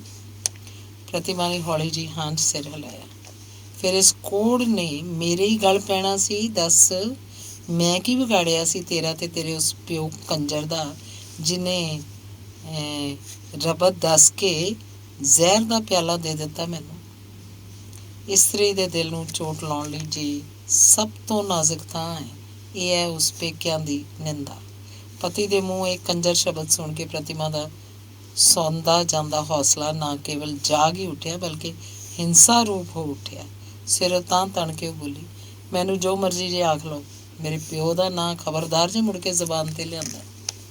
ਬੱਲੇ ਨਹੀਂ ਪਿਓ ਦੀ ਇਹ ਲਾਡਲੀਏ, ਜ਼ਰਾ ਦਿਲ ਕੋਲੋਂ ਪੁੱਛ ਕੇ ਦੱਸ ਤੇ ਸਹੀ ਕਿ ਤੂੰ ਸੱਚਮੁੱਚ ਉਹਦੀ ਧੀ ਹੈ ਜੇ ਤੂੰ ਚਿੜ ਕੇ ਇੰਨੇ ਪੇਚੇ ਤਾਬੇ ਖਾ ਰਹੀ ਹੈ। ਪ੍ਰਤਿਭਾ ਨੂੰ ਫੇਰ ਕਾਠ ਮਾਰ ਗਿਆ। ਪਤੀ ਉੱਤੇ ਵਰ ਪੈਣ ਦੀ ਜਿਹੜੀ ਭਿਆਨਕ ਬੱਦਲੀ ਉਹਦੇ ਅੰਦਰ ਉੱਠੀ ਸੀ, ਇਹਨਾਂ ਵਾਕਾਂ ਨਾਲ ਟਕਰਾ ਕੇ ਛਿੰਨ ਭਿੰਨ ਹੋ ਗਈ। ਭਾਵੇਂ ਇਹਨਾਂ ਗੱਲਾਂ ਦਾ ਜਵਾਬ ਦੇਣ ਲਈ ਉਸ ਕੋਲ ਕਾਫੀ ਮਸਾਲਾ ਮੌਜੂਦ ਸੀ। ਪਤੀ ਦੀ ਜ਼ਿੰਦਗੀ ਦੇ ਲਗਭਗ ਸਾਰੇ ਭੇਤਾਂ ਤੋਂ ਇਸ ਸਵਾ ਵਰ੍ਹੇ ਦੇ ਸਮੇਂ 'ਚ ਵਾਕਫ ਹੋ ਚੁੱਕੀ ਸੀ। ਫਿਰ ਵੀ ਇਸ ਸਾਰੇ ਮਾਮਲੇ ਵੱਲੋਂ ਅੱਖਾਂ ਮੀਟ ਕੇ ਕੇਵਲ ਇੰਨਾ ਹੀ ਬੋਲੀ, ਅਤ ਨਰਮ ਲਹਿਜੇ 'ਚ, ਪਰ ਇਸ 'ਚ ਨਾ ਮੇਰਾ ਕਸੂਰ ਹੈ ਨਾ ਮੇਰੇ ਪਿਓ ਦਾ। ਬਿਲਕੁਲ ਨਹੀਂ ਜਨਾਬ। ਫਤਿਹ ਚੰਦ ਉਸੇ ਤੇਜ਼ੀ 'ਚ ਬੋਲਿਆ, ਕਸੂਰ ਤਾਂ ਸਾਰਾ ਮੇਰਾ, ਜਿਹਨੇ ਬਿਨਾਂ ਸੋਚੇ ਸਮਝੇ ਇੱਕ ਜ਼ਹਿਰੀਲੀ ਸਪਨੇ ਨੂੰ ਬੁੱਕਲ 'ਚ ਲੈ ਲਿਆ। ਜ਼ਹਿਰੀਲੀ ਇਹੋ ਜਿਹਾ ਕੀ ਵੇਖਿਆ ਤੁਸਾਂ ਮੇਰੇ 'ਚ? ਇਹ ਵੀ ਹੁਣੇ ਦੱਸਣਾ, ਪਰ ਪਹਿਲਾਂ ਇਹ ਦੱਸ, ਜਦੋਂ ਮੈਂ ਦੌਰੇ 'ਤੇ ਗਿਆ ਸੀ ਤਾਂ ਪਿੱਛੋਂ ਬੋਤਲ ਕਿਹਨੇ ਖੋਲ੍ਹੀ ਸੀ ਜਿਸ ਬਾਬਤ ਤੂੰ ਮੈਨੂੰ ਦੱਸਿਆ ਸੀ ਕਿ ਭੁੰਜੇ ਡਿੱਗ ਕੇ ਟੁੱਟ ਗਈ ਸੀ? ਪਹਿਲਾਂ ਤਾਂ ਪ੍ਰਤਿਮਾ ਦੀ ਸਲਾਹ ਹੋਈ ਮੁੱਕਰੇ ਰਹਿਣ ਦੀ, ਪਰ ਉਹਦੀ ਜੁਰਤ ਇੱਕ ਵਾਰੀ ਫੇਰ ਤੜਫ ਕੇ ਬੋਲੀ, ਮੈਂ ਖੋਲ੍ਹੀ ਸੀ। ਕਾਹਦੇ ਲਈ? ਜਿਸ ਲਈ ਤੁਸੀਂ ਖੋਲ੍ਹਣੀ ਸੀ। ਤਾਂ ਇਹਦਾ ਮਤਲਬ ਹੈ ਸੀਤਾ ਦੀ ਸਤਵੰਤੀ ਮਾਂ ਸ਼ਰਾਬ ਪੀਣੀ ਵੀ ਸਿੱਖੀ ਹੋਈ ਹੈ। ਬੇਸ਼ੱਕ ਸਤਵੰਤੀ ਨੂੰ ਆਪਣੇ ਧਰਮੀ ਪਤੀ ਦੇ ਨਕਸ਼ੇ ਕਦਮ 'ਤੇ ਚੱਲਣਾ ਚਾਹੀਦਾ ਸੀ। ਅਚਾਨਕ ਜਿਵੇਂ ਫਤਿਹ ਚੰਦ ਦੇ ਗਿੱਟੇ 'ਤੇ ਕਿਤੇ ਪੱਥਰ ਆ ਵੱਜਾ, ਪਰ ਉਹ ਹਾਰਿਆ ਨਹੀਂ। ਉਸੇ ਤੇਜ਼ੀ ਨਾਲ ਬੋਲਿਆ, ਸ਼ਾਬਾਸ਼ ਮੇਰੀ ਸਤਵੰਤੀ, ਸ਼ਾਬਾਸ਼। ਤੇ ਇਹ ਦੂਜਾ ਸਤੀ ਪੁਣਾ, ਇਹ ਕਹਿੰਦਾ ਹੋਇਆ ਉਹ ਕਿੱਲੀ ਨਾਲ ਟੰਗੇ ਹੋਏ ਕੋਟ ਵੱਲ ਮੁੜਿਆ ਤੇ ਉਹਦੀ ਜੇਬ 'ਚੋਂ ਇੱਕ ਖੁੱਲ੍ਹਾ ਹੋਇਆ ਲਿਫਾਫਾ ਕੱਢ ਕੇ ਪ੍ਰਤਿਮਾ ਦੇ ਅੱਗੇ ਸੁੱਟ ਕੇ ਬੋਲਿਆ, ਮੈਂ ਪੁੱਛਣ ਦੀ ਗੁਸਤਾਖੀ ਕਰ ਸਕਦਾ ਕਿ ਇਹ ਮਹਾਂਪੁਰਸ਼ ਕੌਣ ਨੇ? ਕੰਬਦੇ ਹੱਥਾਂ ਨਾਲ ਪ੍ਰਤਿਮਾ ਨੇ ਲਿਫਾਫਾ ਚੁੱਕਿਆ, ਉਸ ਵਿੱਚੋਂ ਚਿੱਠੀ ਕੱਢੀ ਤੇ ਪੜ੍ਹਨ ਲੱਗੀ। ਲਾਹੌਰ, ਮੇਰੀ ਪ੍ਰਤਿਮਾ, ਜਾਣਦਾ ਤੁਹਾਡੇ ਨਾਂ ਨਾਲ ਮੇਰੀ ਸ਼ਬਦ ਜੋੜਨ ਦਾ ਹੁਣ ਮੈਨੂੰ ਹੱਕ ਨਹੀਂ, ਪਰ ਇੱਕ ਵਾਰੀ ਕਹਿ ਲੈਣ ਦਿਓ, ਸ਼ਾਇਦ ਮੇਰੇ ਵੱਲੋਂ ਇਹ ਅੰਤਿਮ ਸੰਬੋਧਨ ਹੋਵੇ। ਰਿਹਾਈ ਹੋ ਚੁੱਕੀ ਹੈ। ਇਸ ਵੇਲੇ ਜਦ ਕਿ ਜੀਵਨ ਦੀ ਅੰਤਲੀ ਸਿਖਰ 'ਤੇ ਖੜ੍ਹਾ, ਜਦ ਕਿ ਹਮੇਸ਼ਾ ਲਈ ਇਸ ਦੁਨੀਆ ਤੋਂ ਨਾਤਾ ਟੁੱਟਣ ਵਾਲਾ ਹੈ, ਇੱਕੋ ਤੜਪ ਬਾਕੀ ਹੈ, ਕਾਸ਼ ਇੱਕ ਵਾਰੀ ਜੀ ਭਰ ਕੇ ਤੁਹਾਨੂੰ ਵੇਖ ਸਕਦਾ, ਪਰ ਹੋਰ ਨਹੀਂ ਲਿਖ ਸਕਦਾ। ਕਲਮ ਡਿਗੂ ਡਿਗੂ ਕਰ ਰਹੀ ਹੈ, ਅੱਖਾਂ ਅੱਗੇ ਹਨੇਰਾ ਛਾਈ ਜਾਂਦਾ। ਅੰਤਿਮ ਪਿਆਰ, ਮੇਰੀ ਮਿੱਠੀ ਪ੍ਰਤਿਮਾ, ਉਦੇ। ਪੜ੍ਹਦਿਆਂ ਪੜ੍ਹਦਿਆਂ ਪ੍ਰਤਿਮਾ ਦੇ ਹੱਥ ਸਿੱਥਲ ਹੋ ਗਏ ਤੇ ਕਾਗਜ਼ ਦਾ ਪੁਰਜ਼ਾ ਉਹਦੀਆਂ ਉਂਗਲਾਂ 'ਚੋਂ ਸਰਕਦਾ ਭੁੰਜੇ ਜਾ ਪਿਆ। ਪ੍ਰਤਿਮਾ ਦੀਆਂ ਅੱਖਾਂ ਇਸ ਵੇਲੇ ਦੂਰ ਕਿਸੇ ਕੇਂਦਰ ਉੱਤੇ ਜਾ ਜੁੜੀਆਂ। ਪਤੀ ਨਾਲ ਉਹਦਾ ਕੀ ਵਾਰਤਾਲਾਪ ਚੱਲ ਰਿਹਾ ਸੀ ਉਹਨੂੰ ਭੁੱਲ ਗਿਆ। ਡਰ ਭਉ ਸਭ ਖੰਭ ਲਾ ਕੇ ਉੱਡ ਚੁੱਕੇ ਸਨ ਤੇ ਪ੍ਰਤਿਮਾ ਦੀਆਂ ਅੱਖਾਂ ਇੰਝ ਵੇਖ ਰਹੀਆਂ ਸਨ ਦੁਨੀਆ ਤੋਂ ਕੂਚ ਕਰ ਰਹੇ ਉਸ ਯਾਤਰੀ ਨੂੰ, ਜਿਹਦੀ ਉਹ ਅੰਤਿਮ ਸਿੱਖ ਕਾਸ਼ ਇੱਕ ਵਾਰੀ ਜੀ ਭਰ ਕੇ ਖੰਭ ਬਣ ਕੇ ਉਡਾਈ ਲਈ ਜਾ ਰਹੀ ਸੀ, ਤੇ ਉਹਦੇ ਦਿਲ ਨੂੰ ਤੇ ਉਹਦੇ ਇੱਕ ਫੁਰਨੇ ਨੂੰ। ਫਤਿਹ ਚੰਦ ਉਸੇ ਤਰ੍ਹਾਂ ਸਾਹਮਣੇ ਖੜਾ ਉਹਦੇ ਭਾਵਾਂ ਨੂੰ ਵੇਖ ਰਿਹਾ ਸੀ। ਪ੍ਰਤਿਮਾ ਦੀਆਂ ਪੀਲੀਆਂ ਗੱਲ੍ਹਾਂ ਉੱਤੇ ਫੈਲਦੇ ਜਾ ਰਹੇ ਅਥਰੂਆਂ ਉੱਤੇ ਉਹਦੀ ਨਜ਼ਰ ਜੰਮੀ ਹੋਈ ਸੀ ਤੇ ਆਪਣੇ ਅੰਦਰ ਉਹ ਇਸ ਤਰ੍ਹਾਂ ਮਹਿਸੂਸ ਕਰ ਰਿਹਾ ਸੀ ਜਿਵੇਂ ਉਸਦੇ ਸਰੀਰ ਦੀਆਂ ਸਾਰੀਆਂ ਨਾੜਾਂ ਪਾਟ ਰਹੀਆਂ ਤੇ ਉਹਨਾਂ 'ਚੋਂ ਲਹੂ ਵਗ ਕੇ ਉਹਦੇ ਸਾਰੇ ਆਲੇ ਦੁਆਲੇ 'ਚ ਭਰਦਾ ਜਾ ਰਿਹਾ ਹੋਵੇ। ਆਪਣੀ ਨਿਰਦੋਸ਼ਤਾ ਜਤਾਉਣ ਲਈ ਇਸ ਵੇਲੇ ਪ੍ਰਤਿਮਾ ਜੇ ਕੁਝ ਕਹਿ ਲੈਂਦੀ ਜਾਂ ਦੋਸ਼ ਨੂੰ ਕਬੂਲਦੀ ਹੋਈ ਮਿੰਨਤ ਸਮਾਜਤ ਦਾ ਰਵੱਈਆ ਅਖਤਿਆਰ ਕਰ ਲੈਂਦੀ ਤਾਂ ਸ਼ਾਇਦ ਫਤਿਹ ਚੰਦ ਦਾ ਸਬਰ ਇੰਨਾ ਬੇਕਾਬੂ ਨਾ ਹੁੰਦਾ। ਇੱਥੋਂ ਤੱਕ ਕਿ ਪ੍ਰਤਿਮਾ ਜੇ ਇਸ ਵੇਲੇ ਆਪਣੇ ਆਪ ਨੂੰ ਨਿਰਦੋਸ਼ ਸਾਬਤ ਕਰਨ ਲਈ ਚੋਰ ਨਾਲੋਂ ਚਤਰ ਬਣ ਕੇ ਫਤਿਹ ਚੰਦ ਨੂੰ ਕੁਝ ਠੰਡੀਆਂ ਤੱਤੀਆਂ ਸੁਣਾ ਜਾਂਦੀ, ਫਿਰ ਵੀ ਉਹਦੇ ਅੰਦਰ ਮਗ ਰਹੀ ਭੱਠੀ ਸ਼ਾਇਦ ਨਾ ਪਟਦੀ। ਪਰ ਜਦ ਉਹਨੇ ਸਭ ਕੁਝ ਇਹਦੇ ਉਲਟ ਵੇਖਿਆ, ਜਦ ਪ੍ਰਤਿਮਾ ਦੇ ਚਿਹਰੇ ਉੱਤੇ ਪੂਰੀ ਨਿਡਰਤਾ, ਦ੍ਰਿੜਤਾ ਅਤੇ ਆਪਣੇ ਬਦਨਸੀਬ ਪ੍ਰੇਮੀ ਲਈ ਡੂੰਘੇ ਦਰਦ ਦੇ ਭਾਵ ਉਹਨੂੰ ਦਿਸੇ, ਤਾਂ ਭੱਠੀ ਦੀ ਅੱਗ ਹੁਣ ਭੱਠੀ 'ਚ ਸਮਾਉਣੀ ਅਸੰਭਵ ਹੋ ਗਈ। ਫਤਿਹ ਚੰਦ ਸੋਚ ਰਿਹਾ ਸੀ, ਇੰਨਾ ਢੀਠਪੁਣਾ ਕਿ ਚੋਰੀ ਨਾਲੇ ਸੀਨਾ ਚੋਰੀ। ਮੈਨੂੰ ਇਹ ਇੰਨਾ ਤੁੱਛ ਸਮਝਦੀ ਹੈ ਜਿਵੇਂ ਮੈਂ ਕੋਈ ਚੀਜ਼ ਹੀ ਨਹੀਂ ਆ ਇਹਦੇ ਭਾਣੇ। ਉਹ ਕੜਕਿਆ। ਪੜ੍ਹ ਲਈ ਹੈ ਆਪਣੇ ਮਜਨੂੰ ਦੀ ਚਿੱਠੀ? ਮਜਨੂੰ ਦੀ ਨਹੀਂ। ਅਥਰੂਆਂ 'ਚ ਡੁੱਬੀਆਂ ਅੱਖਾਂ ਪਤੀ ਵੱਲ ਇੱਕ ਵਾਰਗੀ ਚੁੱਕ ਕੇ ਬੋਲੀ, ਦੇਵਤਾ ਦੀ। ਬੇਸ਼ੱਕ ਦੇਵਤਾ ਦੀ। ਕੀ ਮੈਂ ਪੁੱਛ ਸਕਦਾ ਇਸ ਦੇਵਤੇ ਦੀ ਪੂਜਾ ਕਦੋਂ ਤੋਂ ਸ਼ੁਰੂ ਹੋਈ? ਇਹ ਪੁੱਛਣ ਦਾ ਤੁਹਾਨੂੰ ਕੋਈ ਹੱਕ ਨਹੀਂ। ਕੀ ਕਿਹਾ? ਮੈਨੂੰ ਪੁੱਛਣ ਦਾ ਕੋਈ ਹੱਕ ਨਹੀਂ? ਨਹੀਂ। ਤਾਂ ਇਹ ਜਿਹੜਾ ਪਿਆਰ ਦਾ ਨਾਟਕ ਮੇਰੇ ਨਾਲ ਅੱਜ ਤੱਕ ਖੇਡਿਆ ਜਾਂਦਾ ਰਿਹਾ ਸੀ, ਇਹਦਾ ਮਤਲਬ ਇਹ ਕਿ ਤੁਹਾਡੇ ਨਾਲ ਮੇਰਾ ਗੰਢ ਚਿਤਰਾਵਾ ਹੋ ਚੁੱਕਾ ਸੀ, ਜਿਸ ਕਰਕੇ ਮਜਬੂਰਨ ਮੈਨੂੰ ਨਾਟਕ ਖੇਡਣਾ ਪੈਂਦਾ ਸੀ। ਮਜਬੂਰਨ? ਜੀ। ਤੇ ਅਸਲੀਅਤ ਕੀ ਸੀ? ਅਸਲੀਅਤ ਇਹ ਹੈ ਕਿ ਮੈਂ ਤੁਹਾਨੂੰ ਨਫ਼ਰਤ ਕਰਦੀ ਹਾਂ। ਫਤਿਹ ਚੰਦ ਉੱਤਰ ਪ੍ਰਸ਼ਨ 'ਚ ਹਿੱਸਾ ਲੈ ਰਿਹਾ ਸੀ, ਪਰ ਖਤਰਾ ਉਹਨੂੰ ਇਹੋ ਬੇਕਾਬੂ ਹੋ ਕੇ ਬੋਲਿਆ, ਕਮਜਾਤੇ ਬੰਦ ਕਰ ਬਕਵਾਸ। ਇੰਨੀ ਦੀਦਾ ਦਲੇਰੀ ਮੇਰੀ ਬਿੱਲੀ ਤੇ ਮੈਨੂੰ ਵੀ ਆਉਂ? ਤੂੰ ਨਹੀਂ ਜਾਣਦੀ ਇਹ ਘਰ ਕਿਹਦਾ? ਜਾਣਦੀ ਹਾਂ, ਸਾਡੇ ਦੋਹਾਂ ਦਾ। ਦੋਹਾਂ ਦਾ ਕਿਉਂ? ਤੀਜਾ ਤੇਰੇ ਪਿਓ ਦਾ ਵੀ। ਜ਼ਬਾਨ ਬੰਦ ਕਰੋ, ਮੈਂ ਕਹਿੰਦੀ ਹਾਂ। ਮੇਰੇ ਪਿਓ ਦਾ ਨਾਂ ਨਾ ਲੈਣਾ ਮੁੜ ਕੇ। ਤੁਹਾਨੂੰ ਭੁੱਲਣਾ ਨਹੀਂ ਚਾਹੀਦਾ ਕਿ ਮੈਂ ਇਸ ਘਰ 'ਚ ਵਿਆਹ ਕੇ ਲਿਆਂਦੀ ਗਈ ਹਾਂ, ਗੁਲਾਮ ਖਰੀਦ ਕੇ ਨਹੀਂ। ਬੱਲੇ ਨਹੀਂ ਤੇਰੀ ਚਰਬ ਜ਼ਬਾਨੀ। ਗੁਲਾਮ ਖਰੀਦ ਕੇ ਨਹੀਂ ਲਿਆਂਦੀ ਗਈ ਤਾਂ ਉਹ ਬੁੱਢੜ ਖੋਡੂ 500 ਦੀ ਥੈਲੀ ਸ਼ਾਇਦ ਇਨਾਮ ਦੇ ਤੌਰ 'ਤੇ ਲੈ ਗਿਆ ਸੀ। ਕਿਉਂ? ਕਿਹੜੀ ਥੈਲੀ 500 ਦੀ? ਕਿਹੜੀ ਦਾ ਜਵਾਬ ਪੁੱਛ ਜਾ ਕੇ ਉਹਨੂੰ, ਜਿਹਦੇ ਹੱਥੀਂ ਦਿੱਤੀ ਸੀ। ਰਾਮ ਰਤਨ ਤਾਂ ਇਸੇ ਸ਼ਹਿਰ 'ਚ ਵੀ ਮੌਜੂਦ ਹੈ। ਬਿਲਕੁਲ ਝੂਠ ਹੈ। ਤੁਹਾਨੂੰ ਸ਼ਰਮ ਆਉਣੀ ਚਾਹੀਦੀ ਹੈ। ਇੱਕ ਭਲੇ ਆਦਮੀ 'ਤੇ ਇਹੋ ਜਿਹੀ ਤੁਹਮਤ ਲਾਉਂਦੇ। ਖੈਰ ਇਸ ਗੱਲ ਦਾ ਨਿਪਟਾਰਾ ਆਪੇ ਫਿਰ ਹੋ ਜਾਏਗਾ। ਪਹਿਲਾਂ ਮੈਨੂੰ ਇਹ ਦੱਸ, ਹੁਣ ਤੇਰੀ ਸਲਾਹ ਕੀ ਹੈ? ਕਿਸ ਗੱਲ ਦੀ ਸਲਾਹ? ਇੱਥੇ ਰਹਿਣ ਦੀ ਜਾਂ ਨਾ ਰਹਿਣ ਦੀ? ਮੈਂ ਇੱਥੇ ਰਹਿਣ ਵਾਸਤੇ ਹੀ ਤਾਂ ਤੁਹਾਡੇ ਨਾਲ ਵਿਆਹ ਕਰਾਇਆ, ਪਰ ਇਸ ਹਾਲਤ ਵਿੱਚ ਤਾਂ ਤੂੰ ਇੱਕ ਮਿੰਟ ਲਈ ਵੀ ਇੱਥੇ ਨਹੀਂ ਰਹਿ ਸਕਦੀ। ਕਿਸ ਹਾਲਤ ਵਿੱਚ? ਇਹ ਹੁਣ ਤੂੰ ਆਪਣੇ ਦਿਲ ਪਾਸੋਂ ਪੁੱਛ। ਮੈਂ ਪੁੱਛ ਲਿਆ ਦਿਲ ਪਾਸੋਂ ਕੀ ਕਿ ਇੱਥੇ ਹੀ ਰਹਾਂਗੀ, ਅਤੇ ਮੈਂ ਆਪਣੇ ਦਿਲ ਕੋਲੋਂ ਪੁੱਛ ਲਿਆ ਕਿ ਤੈਨੂੰ ਅੱਜ ਹੀ ਇਸੇ ਵੇਲੇ ਗੁੱਤੋਂ ਫੜ ਕੇ ਬਾਹਰ ਕੱਢ ਦਿਆਂਗਾ। ਇੱਕ ਬਦਕਾਰ ਕੰਜਰੀ ਨੂੰ ਘਰ 'ਚ ਰੱਖ ਕੇ ਮੈਂ ਇਸ ਥਾਂ ਨੂੰ ਗੰਦਾ ਨਹੀਂ ਹੋਣ ਦਿਆਂਗਾ। ਤੁਸੀਂ ਠੀਕ ਕਹਿੰਦੇ ਹੋ, ਇਹ ਘਰ ਦਲਿਤਾਂ ਲਈ ਤਾਂ ਹੈ, ਇਹ ਕੰਜਰੀਆਂ ਲਈ ਨਹੀਂ। ਬਕਵਾਸ ਨਾ ਕਰ ਹਰਾਮਜ਼ਾਦੀ।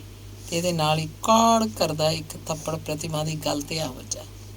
ਦੁਬਾਰਾ ਜਿਹੜੀ ਚੀਜ਼ ਫਤਿਹ ਚੰਦ ਨੇ ਉਸ ਵੱਲ ਚੁੱਕੀ, ਜੇ ਉਹ ਵੀ ਚਪੇੜ ਵਾਂਗ ਉਹਦੇ ਸਰੀਰ 'ਤੇ ਆ ਵੱਜਦੀ ਤਾਂ ਪ੍ਰਤਿਮਾ ਨਾਲ ਝਗੜਾ ਕਰਨ ਦਾ ਬਖੇੜਾ ਸਦਾ ਲਈ ਖਤਮ ਹੋ ਜਾਂਦਾ। ਇਹ ਲੱਕੜਾਂ ਪਾੜਨ ਵਾਲੀ ਕੁਹਾੜੀ ਸੀ ਜਿਹੜੀ ਵਿਹੜੇ 'ਚੋਂ ਚੁੱਕ ਕੇ ਫਤਿਹ ਚੰਦ ਨੇ ਉਸ ਵੱਲ ਉਗਾਰੀ, ਪਰ ਇਹ ਤੋਂ ਪਹਿਲਾਂ ਕਿ ਪ੍ਰਤਿਮਾ ਦੇ ਸਿਰ 'ਚ ਵੱਜਦੀ, ਪਿੱਛੋਂ ਕਿਸੇ ਨੇ ਝੱਟ ਪੱਟ ਅਗਾਂਹ ਹੋ ਕੇ ਫਤਿਹ ਚੰਦ ਨੂੰ ਬਾਂਹ ਫੜ ਲਈ। ਇਹ ਰਾਮ ਰਤਨ ਸੀ ਜਿਹੜਾ ਆਉਂਦਿਆਂ ਹੀ ਫਤਿਹ ਚੰਦ ਨੂੰ ਖਿੱਚ ਘਸੀਟ ਕੇ ਬਾਹਰ ਲੈ ਗਿਆ। ਅੰਗ 33ਵਾਂ। ਘਰ ਜਾਂਦਿਆਂ ਹੀ ਫਤਿਹ ਚੰਦ ਦਾ ਜਾਪੇ ਤੋਂ ਬਾਹਰ ਹੋ ਕੇ ਕੋਈ ਨਾ ਕੋਈ ਖਤਰਨਾਕ ਕਾਰਾ ਕਰ ਬੈਠੇਗਾ, ਇਸ ਸ਼ੰਕਾ ਨੇ ਰਾਮ ਰਤਨ ਨੂੰ ਫਤਿਹ ਚੰਦ ਦੇ ਚਲੇ ਜਾਣ ਤੋਂ ਬਾਅਦ ਟਿਕ ਕੇ ਨਾ ਬੈਠਣ ਦਿੱਤਾ। ਉਹ ਇਸ ਦੇ ਮਗਰ ਚਲਾ ਗਿਆ ਤੇ ਐਨ ਉਸ ਵੇਲੇ ਉਹਦੇ ਸਿਰ 'ਤੇ ਆ ਪਹੁੰਚਿਆ ਜਦੋਂ ਫਤਿਹ ਚੰਦ ਕੁਹਾੜੀ ਦਾ ਵਾਰ ਕਰਨ ਹੀ ਲੱਗਾ ਸੀ। ਪ੍ਰਤਿਮਾ ਇੱਕ ਵਾਰੀ ਉੱਥੇ ਮੰਜੇ 'ਤੇ ਡਿੱਗ ਪਈ। ਝੱਟ ਹੀ ਉਹਦੀ ਹੋਸ਼ ਪਰਤ ਆਈ। ਬੇਹੋਸ਼ ਉਹ ਨਹੀਂ ਸੀ ਹੋਈ, ਕੇਵਲ ਡੈਸ ਖਾ ਕੇ ਡਿੱਗੀ ਸੀ। ਇੱਧਰ ਫਤਿਹ ਚੰਦ ਨੂੰ ਬਾਹੋਂ ਖਿੱਚੀ ਰਾਮ ਰਤਨ ਘਰੋਂ ਬਾਹਰ ਲੈ ਗਿਆ, ਘਰੋਂ ਛੱਡ ਕੇ ਪਿੰਡੋਂ ਬਾਹਰ, ਤੇ ਉੱਚਰ ਤੀਕ ਉਹਨੇ ਉਹਨੂੰ ਕੁਝ ਨਾ ਕਿਹਾ ਜਦ ਤੀਕ ਕਿ ਦੋਵੇਂ ਆਬਾਦੀ ਤੋਂ ਦੂਰ ਨਾ ਨਿਕਲ ਗਏ। ਅੰਬ ਦੇ ਇੱਕ ਦਰਖਤ ਹੇਠ ਦੋਵੇਂ ਬੈਠ ਗਏ ਤੇ ਬੈਠਦਿਆਂ ਹੀ ਰਾਮ ਰਤਨ ਨੇ ਤਾੜਨਾ ਭਰੀ ਨਜ਼ਰ ਨਾਲ ਉਸ ਵੱਲ ਤੱਕ ਕੇ ਕਹਿਣਾ ਸ਼ੁਰੂ ਕੀਤਾ, ਆਖਰ ਭਰਾ ਤੇ ਉਹੀ ਕੁਝ ਕਰ ਦਿਖਾਇਆ ਨਾ ਜਿਸ ਗੱਲੋਂ ਮੈਂ ਵਰਜਦਾ ਸੀ। ਹੋਰ ਇੱਕ ਮਿੰਟ ਜੇ ਮੈਂ ਪਛੜ ਕੇ ਆਉਂਦਾ ਤਾਂ ਪਤਾ ਹੀ ਤੇਰੀ ਜਲਦਬਾਜ਼ੀ ਦਾ ਕੀ ਨਤੀਜਾ ਹੋਣਾ ਸੀ। ਉਹਨੇ ਵੱਢੀ ਜਾਣਾ ਸੀ ਤੇ ਤੇਰੇ ਲਈ ਫਾਂਸੀ ਦਾ ਰੱਸਾ ਤਿਆਰ ਸੀ। ਇੱਕ ਵਾਰੀ ਨਹੀਂ 1000 ਵਾਰੀ ਮੈਂ ਤੈਨੂੰ ਕਹਿ ਚੁੱਕਾ ਵੀ ਭਰਾ, ਇਸ ਤਰ੍ਹਾਂ ਦੀ ਕਾਹਲੀ ਤਬੀਅਤ ਜ਼ਰੂਰ ਕਿਸੇ ਦਿਨ ਤੈਨੂੰ ਮੁਸੀਬਤ 'ਚ ਫਸਾ ਦੇਗੀ, ਪਰ ਤੈਨੂੰ ਤੇ ਪਾਉਂਦੀ ਕੋਈ ਨਹੀਂ। ਰਾਮ ਰਤਨ ਦੇ ਇਹਨਾਂ ਕੌੜੇ ਉਪਦੇਸ਼ਾਂ ਨੂੰ ਫਤਿਹ ਚੰਦ ਉਸੇ ਤਰ੍ਹਾਂ ਸੁਣ ਰਿਹਾ ਸੀ ਜਿਕਣ ਕੋਈ ਸ਼ਾਗਿਰਦ ਆਪਣੇ ਉਸਤਾਦ ਕੋਲੋਂ। ਉਮਰ 'ਚ ਕਾਫੀ ਵੱਡਾ ਹੋਣ 'ਤੇ ਵੀ ਉਹ ਰਾਮ ਰਤਨ ਨੂੰ ਆਪਣੇ ਕੋਲੋਂ ਕਿਤੇ ਸਿਆਣਾ ਤੇ ਤਜਰਬੇਕਾਰ ਸਮਝਦਾ ਤੇ ਹਰ ਗੱਲ 'ਚ ਉਹਦੀ ਸਲਾਹ ਲੈਂਦਾ ਸੀ। ਇਸ ਵੇਲੇ ਭਾਵੇਂ ਗੁੱਸੇ ਨੇ ਇਹਨੂੰ ਵਹਿਸ਼ਤ ਦਾ ਰੂਪ ਬਣਾ ਦਿੱਤਾ ਸੀ, ਫਿਰ ਵੀ ਆਪਣੇ ਕੀਤੇ ਉੱਤੇ ਉਹ ਸ਼ਰਮਿੰਦਾ ਸੀ। ਕੁਹਾੜੀ ਜਿਹੜੀ ਉਹਨੇ ਪ੍ਰਤਿਮਾ ਉੱਤੇ ਚੁੱਕੀ ਸੀ, ਇਹਦਾ ਵਾਰ ਸੱਚਮੁੱਚ ਹੀ ਖਾਲੀ ਨਹੀਂ ਸੀ ਜਾਣਾ ਜੇ ਉੱਤੋਂ ਰਾਮ ਰਤਨ ਨਾ ਆ ਜਾਂਦਾ। ਰਾਮ ਰਤਨ ਦੀ ਫਟਕਾਰ ਸੁਣ ਕੇ ਉਹਦੀ ਵਹਿਸ਼ਤ ਵਿੱਚ ਕੁਝ ਥੋੜ੍ਹਾ ਜਿਹਾ ਠਰਮਾ ਆਇਆ। ਉਹਨੇ ਉੱਤਰ 'ਚ ਕੁਝ ਕਹਿਣ ਲਈ ਸਿਰ ਚੁੱਕਿਆ, ਪਰ ਇਹ ਤੋਂ ਪਹਿਲਾਂ ਹੀ ਰਾਮ ਰਤਨ ਦੀਆਂ ਫਟਕਾਰਾਂ ਦੀ ਰੁਕੀ ਹੋਈ ਲੜੀ ਫਿਰ ਜਾਰੀ ਹੋ ਗਈ। ਏਡਾ ਸਿਆਣਾ ਬਿਆਣਾ ਹੋ ਕੇ ਮੈਂ ਕਹਿੰਦਾ ਤੇਰੀ ਅਕਲ ਨੂੰ ਹੋ ਕੀ ਗਿਆ? ਸਿਆਣੇ ਕਹਿੰਦੇ ਹੁੰਦੇ ਨੇ ਗੱਲ ਨਾਲ ਗੱਲ ਕਰੀਏ, ਵਲ ਨਾਲ ਨੱਕ ਵੱਢੀਏ। ਫਿਰ ਤੂੰ ਚੰਗਾ ਭਲਾ ਉਹਦੀ ਔਕਾਤ ਨੂੰ ਜਾਣ ਸਮਝ ਚੁੱਕਾ ਹੈ। ਇਹੋ ਜਿਹੀਆਂ ਖਰਾਟਾਂ ਕਿਸੇ ਦੀਆਂ ਸਕੀਆਂ ਨਹੀਂ ਹੁੰਦੀਆਂ। ਆਪਣੀ ਜਿਹਨੇ ਲਾਈ ਹੋਈ ਏ ਦੂਜੇ ਦੀ ਲਾਉਂਦਿਆਂ ਉਹਨੂੰ ਕਾਹਦਾ ਦਰੇਗ? ਦੂਰ ਨਾ ਜਾ, ਅੱਜ ਹੀ ਜੇ ਉਹ ਸਰਕਾਰੇ ਜਾ ਕੇ ਹਾਲ ਪਾਰਿਆ ਮਚਾ ਦੇ ਤਾਂ ਬੱਧਾ ਹੋਇਆ ਤੂੰ ਸਾਰੀ ਉਮਰ ਨਾ ਛੁੱਟੇ। ਅੰਗਰੇਜ਼ ਦੇ ਰਾਜ 'ਚ ਜਨਾਨੀ ਦੀ ਸੁਣੀ ਜਾਂਦੀ ਹੈ ਤੇ ਆਦਮੀ ਦੀ ਕੋਈ ਦਾਦ ਫਰਿਆਦ ਹੀ ਨਹੀਂ। ਫਤਿਹ ਚੰਦ ਨੂੰ ਆਪਣਾ ਹੀ ਹਮਦਰਦ ਦੋਸਤ ਦੀਆਂ ਸਾਰੀਆਂ ਗੱਲਾਂ ਆਕਾਸ਼ਬਾਣੀ ਵਾਂਗ ਜਪ ਰਹੀਆਂ ਸਨ। ਉਹ ਆਪਣੀ ਕੀਤੀ ਹੋਈ ਉੱਤੇ ਪਛਤਾ ਰਿਹਾ ਸੀ ਤੇ ਉਦੋਂ ਬਹੁਤਾ ਇਸ ਮਿਹਰਬਾਨ ਦੋਸਤ ਦੇ ਅਹਿਸਾਨਾਂ ਹੇਠ ਦਬਦਾ ਜਾਂਦਾ ਸੀ, ਜਿਹਨੇ ਐਨ ਮੌਕੇ 'ਤੇ ਪਹੁੰਚ ਕੇ ਉਹਨੂੰ ਇੱਕ ਵਾਰੀ ਇੱਕ ਭਾਰੀ ਤਬਾਹੀ ਤੋਂ ਬਚਾ ਲਿਆ। ਖੰਗੂਰੇ ਨਾਲ ਗਲੇ ਨੂੰ ਆਵਾਜ਼ ਕੱਢਣ ਦੇ ਲਾਇਕ ਬਣਾਉਂਦਾ ਹੋਇਆ ਬੋਲਿਆ, ਤੇਰਾ ਕਹਿਣਾ ਸੱਚ ਏ ਰਤਨ, ਪਰ ਦੱਸ ਮੇਰੇ ਥਾਂ ਜੇ ਤੂੰ ਹੁੰਦੇ ਹੋ ਤੇ ਤੇਰੇ ਨਾਲ ਕੋਈ ਇਹੋ ਜਿਹੀ ਵਾਰਦਾਤ ਹੋ ਜਾਂਦੀ ਤਾਂ ਤੂੰ ਕੀ ਕਰਦੇ? ਮੈਂ? ਰਾਮ ਰਤਨ ਨੇ ਉਸੇ ਉਪਦੇਸ਼ਕ ਲਹਿਜੇ 'ਚ ਕਿਹਾ, ਮੈਂ ਹੀ ਕਰਦਾ ਕਿ ਜਦੋਂ ਡਾਕੀਏ ਪਾਸੋਂ ਉਹਦੇ ਯਾਰ ਵੱਲੋਂ ਆਈ ਚਿੱਠੀ ਮੇਰੇ ਹੱਥ 'ਚ ਆਉਂਦੀ ਤਾਂ ਪੜ੍ਹ ਕੇ ਬੜੀ ਸ਼ਾਂਤੀ ਨਾਲ ਉਸ ਪਾਸ ਜਾਂਦਾ। ਉਹਨੂੰ ਚਿੱਠੀ ਪੜ੍ਹ ਕੇ ਕਹਿੰਦਾ, ਲੈ ਬੀਬੀ ਰਾਣੀ, ਤੇਰਾ ਰਾਹ ਉਹ ਤੇ ਮੇਰਾ ਰਾਹ ਐ। ਅੱਜ ਤੋਂ ਮੈਂ ਤੇਰੇ ਭਾਣੇ ਮਰ ਗਿਆ ਤੇ ਤੂੰ ਮੇਰੇ ਭਾਣੇ ਮਰ ਗਈ। ਤੇ ਕਹਿ ਕੇ ਚੁੱਪ ਚਪੀਤਾ ਜਾ ਕੇ ਉਹਨੂੰ ਗੱਡੀ ਚੜ੍ਹਾ ਆਉਂਦਾ। ਬਸ ਸੱਪ ਵੀ ਮਰ ਜਾਂਦਾ ਤੇ ਲਾਠੀ ਵੀ ਵੱਜ ਜਾਂਦੀ। ਤੂੰ ਠੀਕ ਕਿਹਾ, ਫਤਿਹ ਚੰਦ ਡਿੱਗਦੀ ਆਵਾਜ਼ 'ਚ ਬੋਲਿਆ, ਪਰ ਇਹ ਤੇ ਸੋਚ ਅੱਗੇ ਥੋੜ੍ਹੀ ਹੋ ਚੁੱਕੀ ਹੈ ਮੇਰੇ ਨਾਲ। ਤੇ ਜੇ ਇਹ ਵੀ ਚਲੀ ਗਈ ਤੇ ਲੋਕਾਂ ਦੇ ਮੂੰਹ ਆ ਕੇ ਉੱਕਾ ਹੀ ਕਿਤੇ ਖਲੋਣ ਜੋਗਾ ਨਹੀਂ ਰਹਾਂਗਾ ਤਾਂ ਫਿਰ ਟਿਕੀ ਰਹਿਣ ਦੇ ਸੂ। ਜਿਹੋ ਜਿਹੀ ਹੈ ਉਸੇ ਨਾਲ ਦਿਨ ਕੱਟੀ ਕਰੀ ਚੱਲ। ਲੋਕਾਂ ਨੇ ਬਾਜ਼ਾਰੀ ਔਰਤਾਂ ਨਹੀਂ ਰੱਖੀਆਂ ਹੁੰਦੀਆਂ ਤੇ ਤੂੰ ਸਾਲਾਂ ਬੱਧੀ ਨਹੀਂ ਰੱਖ ਚੁੱਕਿਆ, ਫਿਰ ਸੜੂ ਕਰਨ ਦਾ ਕੀ ਫਾਇਦਾ। ਤੇਰੇ ਲਾਲੀਆਂ ਤਾੜਨ ਨਾਲ ਕੁੱਤੀ ਨੇ ਕਿਤੇ ਗਊ ਤੇ ਨਹੀਂ ਬਣ ਜਾਣਾ। ਐਵੇਂ ਅਣਸੁਣਿਆਂ ਨੂੰ ਸੁਣਾ ਕੇ ਹੋਰ ਗੁੱਡੀ ਬੰਨ ਲੈਣੀ ਹੈ, ਕਿੱਧਰ ਦੀ ਅਕਲਮੰਦੀ ਹੋਈ। ਫਿਰ ਤੂੰ ਹੀ ਦੱਸ ਹੁਣ ਮੈਂ ਕੀ ਕਰਾਂ। ਫਤਿਹ ਚੰਦ ਨੇ ਇਹ ਵਾਕ ਇਸ ਤਰ੍ਹਾਂ ਕਿਹਾ ਜਿਵੇਂ ਬੋਲਦਾ ਬੋਲਦਾ ਰੋ ਪਏਗਾ। ਮੈਂ ਤੈਨੂੰ ਕਹਿੰਦਾ ਨਹੀਂ ਸੀ ਕਿ ਰਤਨ ਵੇਖ ਇਹ ਵਿਆਹ ਦੀ ਫਾਹੀ ਨਾ ਪਾ ਮੇਰੇ ਗੱਲ, ਕਿਉਂ ਤੂੰ ਮੇਰਾ ਬੁਢੇਪਾ ਰੋਲਣਾ ਹੈ। ਪਰ ਤੂੰ ਇੱਕ ਨਾ ਸੁਣੀ ਮੇਰੀ ਗੱਲ। ਸੁਣ ਕੇ ਰਾਮ ਰਤਨ ਨੂੰ ਤੈਸ਼ ਆ ਗਿਆ ਤੇ ਉਹ ਇਸ ਤਾਨੇ ਦੇ ਉੱਤਰ ਵਿੱਚ ਝੁੰਝਲਾਇਆ, ਆਹੋ ਜੀ ਮੇਰਾ ਹੀ ਕਸੂਰ ਸੀ ਸਾਰਾ। ਮੈਂ ਜਿੱਕਣ ਦਲਾਲੀ ਲੈਣੀ ਸੀ ਵਿੱਚੋਂ ਤੇ ਜਾਂ ਤੇਰੇ ਨਾਲ ਦੁਸ਼ਮਣੀ ਸੀ, ਪਰ ਇਸ 'ਚ ਤੇਰਾ ਕਸੂਰ ਨਹੀਂ, ਮੇਰੀ ਹੀ ਕਿਸਮਤ ਸੜੀ ਹੋਈ ਹੈ ਕਿ ਜਿਸ ਨਾਲ ਨੇਕੀ ਕਰੀ ਦੀ ਏ ਬਦੀ ਹੋ ਢੁੱਕਦੀ ਏ। ਤੇਰਾ ਘਰ ਵਸਾਉਣ ਲਈ ਤੇਰਾ ਬੂਟਾ ਰੱਬ ਲਾ ਦੇ, ਇਸ ਉਮੀਦ ਨੂੰ ਲੈ ਕੇ ਜੇ ਮੈਂ 6 ਮਹੀਨੇ ਖੱਜਲ ਹੁੰਦਾ ਫਿਰਿਆ ਤੇ ਸਾਰਾ ਮੇਰਾ ਹੀ ਕਸੂਰ ਹੈ। ਖੈਰ ਅਗੇਲੀ ਨਸੀਹਤ ਤੇ ਆ ਗਈ। ਫਤਿਹ ਚੰਦ ਨੂੰ ਆਪਣੀਆਂ ਕਹੀਆਂ ਹੋਈਆਂ ਗੱਲਾਂ ਤੇ ਅਫਸੋਸ ਹੋਇਆ ਜਦ ਉਹਨੇ ਵੇਖਿਆ ਕਿ ਉਹਦਾ ਸੱਚਾ ਦੋਸਤ ਉਹਦੀ ਜ਼ਿੰਦਗੀ ਦਾ ਸਭ ਤੋਂ ਕੀਮਤੀ ਸਰਮਾਇਆ ਉਹਦੇ ਹੱਥੋਂ ਜਾ ਰਿਹਾ। ਉਹ ਗਿੜਗਿੜਾ ਕੇ ਰਾਮ ਰਤਨ ਦੇ ਪੈਰਾਂ ਤੇ ਡਿੱਗ ਪਿਆ, ਰਤਨ ਤੇਰੀਆਂ ਦੇਣੀਆਂ ਮੈਂ ਸਾਰੀ ਉਮਰ ਨਹੀਂ ਦੇ ਸਕਦਾ। ਮੇਰੀ ਖਾਤਰ ਜੋ ਘਾਲਾਂ ਤੂੰ ਘਾਲੀਆਂ ਨੇ, ਕੀ ਮੈਂ ਅਣਜਾਣ ਹਾਂ ਉਹਨਾਂ ਤੋਂ। ਕਿਸਮਤ ਜਿਹਦੀ ਆਪਣੀ ਖੋਟੀ ਹੋਵੇ ਕਿਸੇ ਦੀ ਮਦਦ ਉੱਥੇ ਕੀ ਸਵਾਰ ਸਕਦੀ ਹੈ। ਰੱਬ ਦੇ ਵਾਸਤੇ ਰਤਨ ਨਾਰਾਜ਼ ਨਾ ਹੋ ਮੇਰੇ ਨਾਲ। ਇਸ ਵੇਲੇ ਮੈਂ ਜਿਸ ਹਾਲਤ 'ਚੋਂ ਲੰਘ ਰਿਹਾ ਕਿ ਤੂੰ ਵੀ ਮੇਰਾ ਸਾਥ ਛੱਡ ਗਿਆ ਹੋ ਤਾਂ ਫਿਰ ਇਸ ਦੁਨੀਆ 'ਚ ਮੇਰਾ ਕਿਹੜਾ ਟਿਕਾਣਾ ਰਹਿ ਜਾਏਗਾ। ਕਹਿੰਦਾ ਕਹਿੰਦਾ ਫਤਿਹ ਚੰਦ ਰੋ ਪਿਆ। ਰਾਮ ਰਤਨ ਨੇ ਉਹਨੂੰ ਪੈਰਾਂ ਤੋਂ ਚੁੱਕ ਕੇ ਗਲ ਨਾਲ ਲਾ ਲਿਆ। ਅੱਛਾ ਹੁਣ ਇਉਂ ਕਰ, ਮੁੜ ਉਸੇ ਪਹਿਲੇ ਰੌਂ 'ਚ ਆ ਕੇ ਰਾਮ ਰਤਨ ਕਹਿਣ ਲੱਗਾ, ਹਾਲੇ ਇਸ ਗੱਲ ਨੂੰ ਜ਼ਰਾ ਠੰਡੀ ਪੈ ਲੈਣ ਦੇ। ਉਹਨੂੰ ਘਰ ਜਾ ਕੇ ਅਲਫੋਂ ਬੇ ਨਾ ਕਹੀਂ। 2-4 ਦਿਨਾਂ ਤੱਕ ਵੇਖੇਂਗਾ ਕਿ ਉਹਦਾ ਗੁੱਸਾ ਨਰਮ ਹੋ ਗਿਆ ਤਾਂ ਫਿਰ ਇਸ ਮਾਮਲੇ ਨੂੰ ਛੇੜਨਾ ਠੀਕ ਹੋਏਗਾ। ਇਹ ਤੇ ਠੀਕ ਹੈ, ਫਤਿਹ ਚੰਦ ਨੇ ਆਉਣ ਵਾਲੇ ਕਿਸੇ ਖਤਰੇ ਦੇ ਡਰੋਂ ਘਬਰਾ ਕੇ ਕਿਹਾ, ਪਰ ਜੇ ਉੱਚਰ ਤੀਕ ਉਹ ਘਰ ਦਾ ਸਭ ਕੁਝ ਸਮੇਟ ਕੇ ਰਫੂ ਚੱਕਰ ਹੋ ਗਈ ਫਿਰ। ਇਹ ਵੀ ਗੱਲ ਤੇਰੀ ਸੱਚੀ ਹੈ। ਰਾਮ ਰਤਨ ਨੇ ਉਸਦੀ ਗੱਲ ਨਾਲ ਸਹਿਮਤ ਹੋ ਕੇ ਕਿਹਾ, ਇਹੋ ਜਿਹੀਆਂ ਕੁਪੱਤੀਆਂ ਦਾ ਇਤਬਾਰ ਥੋੜ੍ਹਾ ਹੈ। ਫਿਰ ਕੀਤਾ ਕੀ ਜਾਏ, ਸਮਝ ਨਹੀਂ ਆਉਂਦੀ। ਮਾਮਲਾ ਬੜਾ ਪੇਚੀਦਾ ਜਿਹਾ ਹੋ ਗਿਆ। ਮੇਰੀ ਹੋਰ ਸਲਾਹ ਕੀ, ਕਿਉਂ ਨਾ ਤੂੰ ਹੀ ਜਾ ਕੇ ਉਸ ਨਾਲ ਇੱਕ ਵਾਰੀ ਸਾਰੇ ਮਾਮਲੇ 'ਤੇ ਗੱਲਬਾਤ ਕਰ ਲੈ। ਖਿਆਲ ਤਾਂ ਤੇਰਾ ਠੀਕ ਹੈ ਭਰਾ, ਮੈਂ ਵੀ ਇਹੋ ਸੋਚ ਰਿਹਾ, ਪਰ ਇਹ ਤੋਂ ਪਹਿਲਾਂ ਵੀ ਤੇ ਸਾਨੂੰ ਇੱਕ ਗੱਲ ਸੋਚਣੀ ਚਾਹੀਦੀ ਹੈ ਕਿ ਕਿਹੜੇ ਤਰੀਕੇ ਦੇ ਚੱਲਦਿਆਂ ਉਸ ਨਾਲ ਗੱਲ ਕੀਤੀ ਜਾਏ। ਕਿਹੜੇ ਦਾ ਮਤਲਬ 2 ਗੱਲਾਂ ਨੇ ਭਰਾ। ਪਹਿਲੀ ਤਾਂ ਇਹ ਕਿ ਅਸੀਂ ਉਹਨੂੰ ਰੱਖਣਾ ਹੈ ਕਿ ਉਹਨੂੰ ਕੱਢ ਦੇਣਾ ਹੈ। ਫਤਿਹ ਚੰਦ ਇਹ ਸੁਣ ਕੇ ਸੋਚੀ ਪੈ ਗਿਆ। ਰਾਮ ਰਤਨ ਨੇ ਉਹਨੂੰ ਚੁੱਪ ਵੇਖ ਕੇ ਪੁੱਛਿਆ, ਦੱਸ ਫਿਰ ਕੀ ਸਲਾਹ ਤੇਰੀ। ਜੇ ਤਾਂ ਉਹਨੂੰ ਰੱਖਣਾ ਹੈ ਫਿਰ ਪਾਪ ਪੁੰਨ ਤੇ ਅਖਲਾਕ ਦਾ ਖਿਆਲ ਛੱਡਣਾ ਪਏਗਾ। ਜੋ ਉਹਦਾ ਜੀ ਆਵੇ ਕਰੇ ਜਾਏ ਤੇ ਰੋਟੀ ਕੱਪੜੇ ਉੱਤੇ ਤੇਰੇ ਬੂਹੇ ਤੇ ਪਈ ਰਹੇ। ਤੇ ਜਾਂ ਫਿਰ ਜੇ ਤੈਨੂੰ ਇੱਜ਼ਤ ਆਬਰੂ ਦਾ ਖਿਆਲ ਹੈ ਤਾਂ ਕਹਿਤਾ ਜਾਏ ਕਿ ਚੁੱਕ ਆਪਣਾ ਬੋਰੀਆ ਬਿਸਤਰਾ ਤੇ ਜਾ, ਜਿੱਥੇ ਜੀ ਆਵੇ ਮੂੰਹ ਕਾਲਾ ਕਰਾਉਂਦੀ ਫਿਰੇ। ਅਸਲ ਗੱਲ ਇਹ ਵੀ ਰਤਨ, ਫਤਿਹ ਚੰਦ ਕੁਝ ਸੰਭਲ ਕੇ ਬੋਲਿਆ, ਬਈ ਮੇਰਾ ਨਹੀਂ ਉਹ ਜੀ ਕਰਦਾ ਹੁਣ 1 ਮਿੰਟ ਲਈ ਵੀ ਉਹਨੂੰ ਘਰ 'ਚ ਰਹਿਣ ਦਿੱਤਾ ਜਾਵੇ।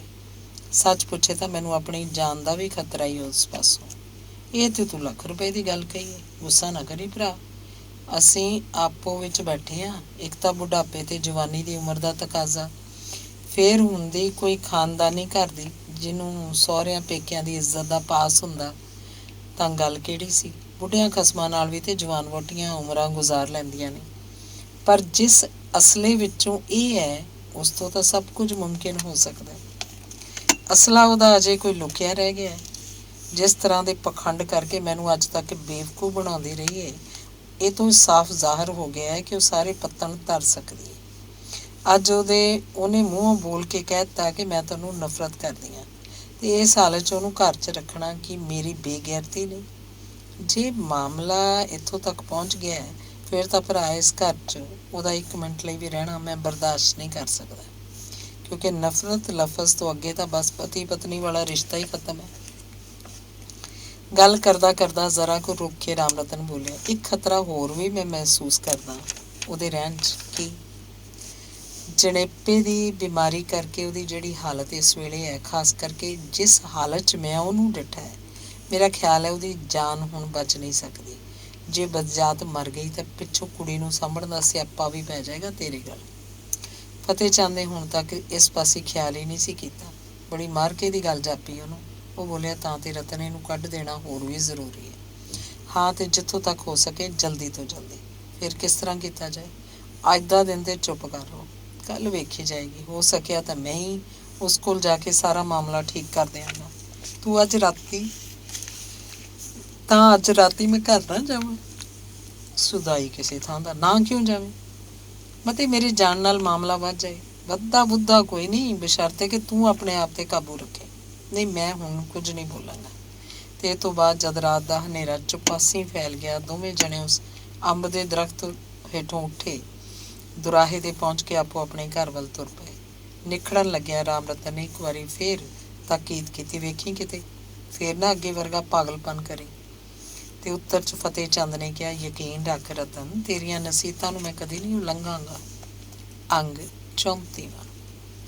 ਕਮਰੇ 'ਚ ਇੱਕ ਜ਼ਹਿਰੀਲੀ ਖਾਮੋਸ਼ੀ ਛਾਈ ਰਹੀ, ਪਰ ਦੋਹਾਂ ਵਿੱਚੋਂ ਸੁੱਤਾ ਹੋਇਆ ਕੋਈ ਵੀ ਨਹੀਂ ਸੀ। ਪਾਸੇ ਪਰਤਣ ਦੀ ਆਵਾਜ਼ ਬਰਾਬਰ ਦੋਵੇਂ ਸੁਣਦੇ ਰਹੇ। ਫਤਿਹ ਚੰਦ ਭਾਵੇਂ ਰਾਮ ਰਤਨ ਨਾਲ ਫੈਸਲਾ ਕਰਕੇ ਆਇਆ ਸੀ ਕਿ ਅੱਜ ਉਹਨੇ ਪ੍ਰਤਿਮਾ ਨੂੰ ਕੁਛ ਨਹੀਂ ਕਹਿਣਾ, ਨਾ ਚੰਗੀ ਨਾ ਮੰਦੀ, ਪਰ ਇਸ ਵੇਲੇ ਜਦ ਕਿ ਉਹ ਗੁੱਸੇ ਨਾਲ ਭਰਿਆ ਪੀਤਾ ਲੇਟਿਆ ਸੀ, ਤਾਂ ਪ੍ਰਤਿਮਾ ਦੀ ਇਸ ਕਮਰੇ 'ਚ ਹੋਂਦ ਉਹਨੂੰ ਉਸੇ ਤਰ੍ਹਾਂ ਖਟਕ ਰਹੀ ਸੀ ਜਿੱਕਣ ਘਰ 'ਚ ਲੱਗੀ ਹੋਈ ਅੱਗ ਦਾ ਪਤਾ ਹੋਣ 'ਤੇ ਵੀ ਕੋਈ ਸੌਣ ਦੀ ਕੋਸ਼ਿਸ਼ ਕਰ ਰਿਹਾ ਹੋਵੇ। ਮੈਂ ਤੁਹਾਨੂੰ ਨਫ਼ਰਤ ਕਰਦੀ ਹਾਂ। ਪ੍ਰਤਿਮਾ ਦਾ ਕਿਹਾ ਹੋਇਆ ਇੱਕੋ ਇਹ ਵਾਕ ਇੱਕ ਵਿਕਰਾਲ ਚੀਜ਼ ਬਣ ਕੇ ਜਿਵੇਂ ਉਹਦੇ ਆਲੇ ਦੁਆਲੇ ਘੁੰਮ ਰਿਹਾ ਸੀ। ਤੇ ਦੂਜੀ ਗੱਲ ਉਸ ਲਈ ਇਦੋਂ ਵੀ ਭਿਆਨਕ ਸਾਬਤ ਹੋ ਰਹੀ ਸੀ, ਇਹ ਸੀ ਉਦੈ ਸ਼ੰਕਰ ਵੱਲੋਂ ਆਈ ਹੋਈ ਉਸ ਛੋਟੀ ਚਿੱਠੀ ਦੇ ਸ਼ਬਦ।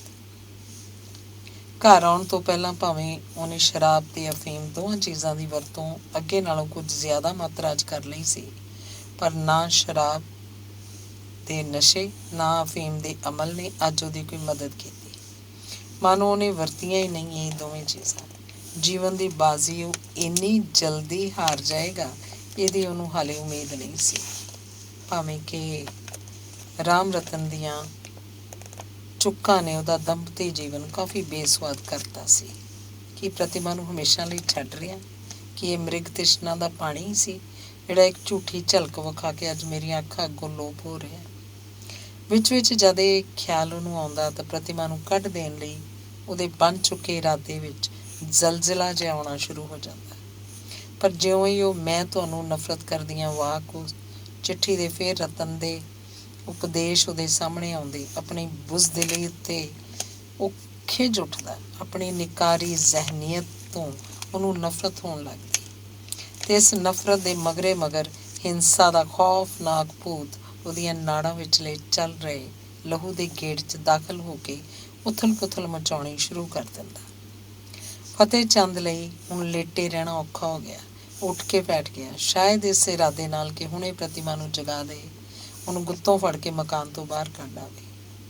ਪਰਾਂ ਲਾਗੇ ਪ੍ਰਤਿਮਾ ਦਾ ਮੰਜਾ ਸੀ। ਉਹਨੇ ਉੱਧਰ ਤੱਕਿਆ। ਪ੍ਰਤਿਮਾ ਇਸ ਵੇਲੇ ਸੁੱਤੀ ਨਹੀਂ, ਬੈਠੀ ਹੋਈ ਸੀ, ਹੱਥ ਦੀ ਤਲੀ ਨਾਲ ਹੌਲੀ ਹੌਲੀ ਸੀਤਾ ਨੂੰ ਥਾਪੜ ਰਹੀ ਸੀ।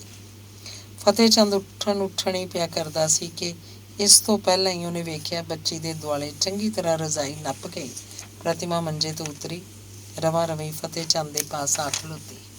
ਕੀ ਗੱਲ ਹੈ? ਝੁਲਸੀ ਜੀ ਆਵਾਜ਼ 'ਚ ਫਤਿਹ ਚੰਦ ਨੇ ਪੁੱਛਿਆ। ਮੰਜੇ ਦੀ ਪੈਂਦ ਵੱਲ ਬੈਠਦੀ ਪ੍ਰਤਿਮਾ ਬੋਲੀ, ਮੈਨੂੰ ਛੁੱਟੀ ਦਿਓ। ਛੁੱਟੀ? ਫਤਿਹ ਚੰਦ ਕ੍ਰੋਧ 'ਚ ਭੁੱਜਦਾ ਹੋਇਆ ਬੋਲਿਆ, ਅੱਗੇ ਮੈਂ ਤੈਨੂੰ ਬੰਨ੍ਹਿਆ ਹੋਇਆ ਹੈ, ਤੁਸੀਂ ਨਹੀਂ, ਪਰ ਮੈਂ ਤੇ ਤੁਹਾਨੂੰ ਬੰਨ੍ਹਿਆ ਹੋਇਆ। ਫਿਰ ਤਾਂ ਸਗੋਂ ਮੈਨੂੰ ਤੇਰੇ ਕੋਲੋਂ ਛੁੱਟੀ ਮੰਗਣੀ ਚਾਹੀਦੀ ਹੈ। ਚਲੋ ਐਵੇਂ ਸੀ, ਮੈਂ ਤੁਹਾਨੂੰ ਅੱਜ ਤੋਂ ਛੁੱਟੀ ਦਿੰਦੀ ਹਾਂ। ਬਿਹਤਰ, ਭਲਕੇ ਅਦਾਲਤ 'ਚ ਚੱਲ ਕੇ ਇਸ ਗੱਲ ਦੀ ਲਿਖਾ ਪੜ੍ਹੀ ਕਰ ਦੇਈਂ, ਫਿਰ ਤੂੰ ਆਜ਼ਾਦ ਹੋਏਂਗੀ ਹਮੇਸ਼ਾ ਲਈ। ਪ੍ਰਤਿਮਾ ਉੱਥੋਂ ਹਟ ਕੇ ਆਪਣੇ ਮੰਜੇ ਵੱਲ ਗਈ। ਆਪਣੇ ਸਿਰਹਾਣੇ ਹੇਠੋਂ ਲਿਖਿਆ ਹੋਇਆ ਇੱਕ ਕਾਗਜ਼ ਕੱਢ ਕੇ ਪਤੀ ਨੂੰ ਫੜਾਉਂਦੀ ਬੋਲੀ, ਇਹ ਲਓ। ਫਤਿਹ ਚੰਦ ਨੇ ਇਹਨੂੰ ਪੜ੍ਹਿਆ। ਜੋ ਕੁਝ ਭਲਕੇ ਅਦਾਲਤ ਵਿੱਚ ਜਾ ਕੇ ਉਸ ਪਾਸੋਂ ਲਿਖਾਉਣਾ ਚਾਹੀਦਾ ਸੀ, ਉਹ ਕੁਝ ਲਿਖਿਆ ਹੋਇਆ ਸੀ ਇਸ 'ਚ। ਤੇ ਜਦ ਪ੍ਰਤਿਮਾ ਨੇ ਵੇਖਿਆ ਕਿ ਫਤਿਹ ਚੰਦ ਨੇ ਇਸ ਨੂੰ ਪੜ੍ਹ ਲਿਆ ਹੈ, ਤਾਂ ਬੋਲੀ, ਸਵੇਰ ਦੀ ਗੱਡੀ ਜਾਣਾ ਚਾਹੁੰਦੀ ਹਾਂ। ਲਿਖਤ ਭਾਵੇਂ ਮੇਰੀ ਬਜਾਏ ਤੁਹਾਨੂੰ ਚਾਹੀਦੀ ਸੀ ਕਿ ਮੈਨੂੰ ਦਿੰਦੇ, ਪਰ ਮੈਂ ਇਹਦੀ ਲੋੜ ਨਹੀਂ ਸਮਝਦੀ। ਸਿਰਫ ਤੁਹਾਡਾ ਕਹਿਣਾ ਮੇਰੇ ਲਈ ਕਾਫੀ ਹੈ। ਕਿੱਥੇ ਜਾਣਾ ਚਾਹੁੰਦੀ ਹਾਂ? ਇਹੋ ਜਿਹੀਆਂ ਗੱਲਾਂ ਪੁੱਛਣ ਦਾ ਹੁਣ ਨਾ ਤੁਹਾਨੂੰ ਕੋਈ ਹੱਕ ਹੈ ਨਾ ਮੈਨੂੰ, ਜਿੱਥੇ ਮੇਰੇ ਸਿੰਘ ਸਮਾਉਣਗੇ। ਸਿੰਘ ਸਮਾਉਣਗੇ? ਫਤਿਹ ਚੰਦ ਦਾ ਕ੍ਰੋਧ ਇੱਕ ਵਾਰੀ ਫੇਰ ਰੱਸੇ ਪੈੜੇ ਤੁੜਾ ਭੱਜਿਆ। ਸਿੱਧਾ ਨਹੀਂ ਕਹਿੰਦੀ ਕਿ ਉਸ ਯਾਰ ਕੋਲ ਜਾਣਾ ਜਿਹਦੀ ਜੁਦਾਈ ਨੇ ਨੀਂਦਰ ਹਰਾਮ ਕੀਤੀ। ਆਹੋ, ਯਾਰ ਕੋਲ ਜਾਣਾ, ਚਲੋ ਇਹੋ ਸਹੀ। ਸਹੀ ਦਾ ਕੀ ਮਤਲਬ? ਮੈਂ ਗਲਤ ਕਹਿ ਰਿਹਾ? ਤੁਸੀਂ ਸਭ ਕੁਝ ਸੱਚ ਕਹਿ ਰਹੇ ਹੋ। ਹਾਂ, ਮੈਂ ਆਪਣੇ ਯਾਰ ਕੋਲ ਜਾਣਾ ਚਾਹੁੰਦੀ ਹਾਂ। ਹੋਰ ਦੱਸੋ? ਤਾਂ ਸਵੇਰੇ ਜਾਂਦੀ, ਹੁਣੇ ਮੂੰਹ ਕਾਲਾ ਕਰ ਰਹੇ ਤੂੰ। ਮੈਂ ਪੈਰੀਂ ਪੈ ਕੇ ਤੈਨੂੰ ਮਨਾਉਣ ਨਹੀਂ ਚੱਲਿਆ। ਹੁਣੇ ਸਹੀ। ਇਹ ਕਹਿੰਦੀ ਪ੍ਰਤਿਮਾ ਆਪਣੇ ਮੰਜੇ ਵੱਲ ਮੁੜੀ। ਉੱਥੇ ਪਹੁੰਚ ਕੇ ਉਹਨੇ ਸੀਤਾ ਨੂੰ ਚੁੱਕ ਕੇ ਮੋਢੇ ਨਾਲ ਲਾ ਲਿਆ।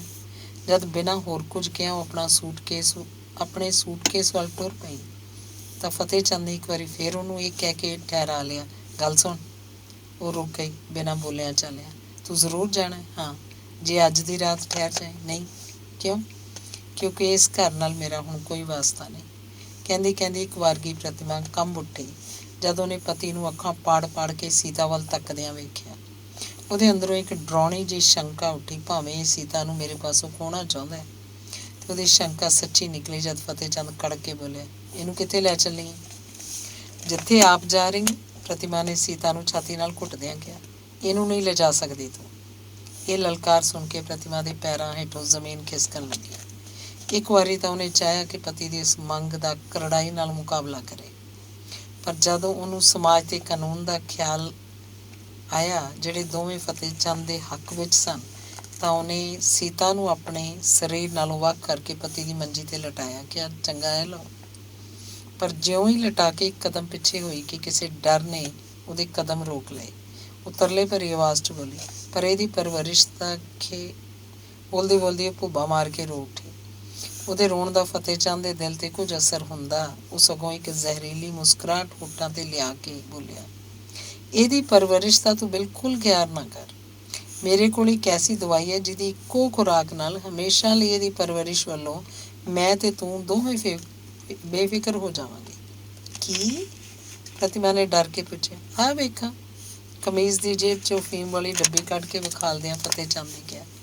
ਚੀਕ ਨਿਕਲ ਗਈ ਪ੍ਰਤਿਮਾ ਦੀ ਤੇ ਉਹਨੇ ਛੇਤੀ ਨਾਲ ਅਗਾਂਹ ਹੋ ਕੇ ਸੀਤਾ ਨੂੰ ਚੁੱਕ ਲਿਆ।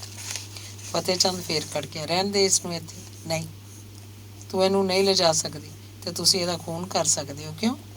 ਬੇਸ਼ੱਕ ਤੂੰ ਇਹਨੂੰ ਲਿਜਾ ਕੇ ਚੁਬਾਰੇ ਬਿਠਾਵੇਂ, ਇਸ ਨਾਲੋਂ ਮੈਂ ਇਹਦਾ ਖੂਨ ਕਰ ਦੇਣਾ ਬਿਹਤਰ ਸਮਝਦਾ।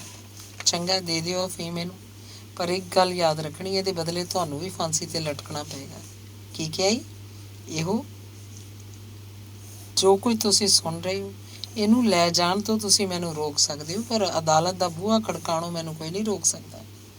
ਫਤਿਹ ਚੰਦ ਦਾ ਮੱਥਾ ਠਣਕਿਆ। ਸ਼ਾਇਦ ਉਹਨੂੰ ਹੁਣ ਤੱਕ ਇਸ ਗੱਲ ਦਾ ਧਿਆਨ ਹੀ ਨਹੀਂ ਸੀ ਆਇਆ। ਇਹਦੇ ਨਾਲ ਹੀ ਅੱਜ ਸ਼ਾਮੀ ਰਾਮ ਰਤਨ ਨੇ ਵੀ ਤਾਂ ਉਹਨੂੰ ਕੁਝ ਇਸੇ ਤਰ੍ਹਾਂ ਦੇ ਖਤਰੇ ਤੋਂ ਜਾਣੂ ਕਰਾਇਆ ਸੀ। ਖੈਰ, ਮੈਂ ਇਹਦੀ ਜਾਨ ਨਹੀਂ ਲਵਾਂਗਾ, ਫਤਿਹ ਚੰਦ ਨੇ ਨਰਮ ਪੈ ਕੇ ਕਿਹਾ, ਪਰ ਫਿਰ ਵੀ ਮੈਂ ਤੁਹਾਡਾ ਇਤਬਾਰ ਨਹੀਂ ਕਰ ਸਕਦੀ। ਜਹੰਨਮ 'ਚ ਜਾ ਨਹੀਂ ਕਰ ਸਕਦੀ। ਜਹੰਨਮ 'ਚ ਜਾਣ ਤੋਂ ਪਹਿਲਾਂ ਮੈਂ ਦਿਨ ਚੜ੍ਹਦਿਆਂ ਹੀ ਅਦਾਲਤ ਵਿੱਚ ਜਾਵਾਂਗੀ ਤੇ ਤੁਹਾਡੀ ਨੇਕ ਚਲਣੀ ਦੀ ਜ਼ਮਾਨਤ ਕਰਾ ਕੇ ਗੱਡੀ ਚੜ੍ਹਾਂਗੀ। ਫਤਿਹ ਚੰਦ ਦੀ ਰਹਿੰਦੀ ਖੂੰਹਦੀ ਤੇਜ਼ੀ ਵੀ ਜਾਂਦੀ ਰਹੀ। ਕਾਰਨ ਉਹ ਜਾਣਦਾ ਸੀ ਕਿ ਪ੍ਰਤਿਮਾ ਦੀਆਂ ਕਹੀਆਂ ਹੋਈਆਂ ਗੱਲਾਂ ਨਿਰੀ ਧਮਕੀ ਨਹੀਂ ਹੈ। ਜੇ ਉਹ ਚਾਹੇ ਤਾਂ ਸਭ ਕੁਝ ਅਮਲੀ ਤੌਰ 'ਤੇ ਕਰਕੇ ਦਿਖਾ ਸਕਦੀ ਹੈ। ਉਹਦੇ ਇਰਾਦੇ ਨੇ ਦੂਜਾ ਪੱਖ ਲਿਆ ਤੇ ਸੋਚਣ ਲੱਗਾ, ਮੈਂ ਇਸ ਜਹਿਮਤ ਨੂੰ ਰੱਖ ਕੇ ਲੈਣਾ ਹੀ ਕੀ ਹੈ? ਜਾਣਦੇ ਹੋ, ਜਿੱਧਰ ਗਈਆਂ ਬੇੜੀਆਂ ਉੱਧਰ ਗਏ ਮਲਾ। ਉਹ ਸੱਦ ਕੇ ਬੋਲਿਆ, ਚੰਗਾ ਲੈ ਜਾ ਇਸ ਕੋ ਲੱਗਦੀ ਨੂੰ ਵੀ। ਬੱਚੀ ਨੂੰ ਮੋਢੇ ਨਾਲ ਲਾਈ। ਪ੍ਰਤਿਮਾ ਜਦ ਫਿਰ ਉਸ ਸੂਟਕੇਸ ਵੱਲ ਮੁੜੀ ਤੇ ਹੱਥ ਪਾ ਕੇ ਉਹਨੂੰ ਚੁੱਕਣ ਲੱਗੀ ਤਾਂ ਫਤਿਹ ਚੰਦ ਨੇ ਮਗਰੋਂ ਜਾ ਕੇ ਉਹਦਾ ਹੱਥ ਫੜ ਲਿਆ। ਇਹਨੂੰ ਰਹਿਣ ਦੇ ਇੱਥੇ। ਕਿਉਂ? ਇਸ ਵਿਚਲੀਆਂ ਚੀਜ਼ਾਂ ਮੇਰੀਆਂ ਨੇ। ਤੁਹਾਡੀਆਂ? ਹਾਂ ਹਾਂ ਮੇਰੀਆਂ। ਮੈਂ ਇਹਨਾਂ ਦੀ ਕੀਮਤ ਦੇ ਤੌਰ 'ਤੇ 500 ਦੀ ਰਕਮ ਖਰਚ ਕਰ ਚੁੱਕਾ। ਇਹ ਬਿਲਕੁਲ ਝੂਠ ਹੈ। ਝੂਠ ਸੱਚ ਦਾ ਨਿਤਾਰਾ ਆਪਣੇ ਪਿਓ ਨਾਲ ਕਰ ਜਾ ਕੇ, ਤੇ ਇਹਨੂੰ ਰਹਿਣ ਦੇ ਇੱਥੇ। ਜ਼ਹਿਰ ਦੀ ਘੁੱਟ ਪੀ ਕੇ ਰਹਿ ਗਈ ਪ੍ਰਤਿਮਾ। ਉਹ ਅੰਦਰਲੇ ਕਹਿਰ ਵਿੱਚ ਭੁੱਜਦੀ ਬੋਲੀ, ਚੰਗਾ ਰੱਖ ਲਓ, ਪਰ ਇਸ 'ਚ ਜੋ ਕੁਝ ਮੇਰਾ ਮੈਨੂੰ ਦੇ ਦਿਓ। ਤੇਰਾ ਇਸ 'ਚ ਕੁਝ ਨਹੀਂ, ਕੁਝ ਹੈ ਜਿਹਦਾ ਮੇਰੇ ਬਿਨਾਂ ਹੋਰ ਕਿਸੇ ਨੂੰ ਨਹੀਂ ਪਤਾ। ਕੱਢ ਲੈ। ਫਤਿਹ ਚੰਦ ਨੇ ਸੂਟਕੇਸ ਦਾ ਢੱਕਣ ਖੋਲ੍ਹ ਕੇ ਉਹਦੇ ਅੱਗੇ ਕਰ ਦਿੱਤਾ। ਪ੍ਰਤਿਮਾ ਨੇ ਉਸ ਵਿਚਲਾ ਕੱਪੜਾ ਲੱਤਾ ਤੇ ਹੋਰ ਨਿੱਕ ਸੁੱਕ ਕੱਢ ਕੇ ਬਾਹਰ ਰੱਖ ਦਿੱਤਾ।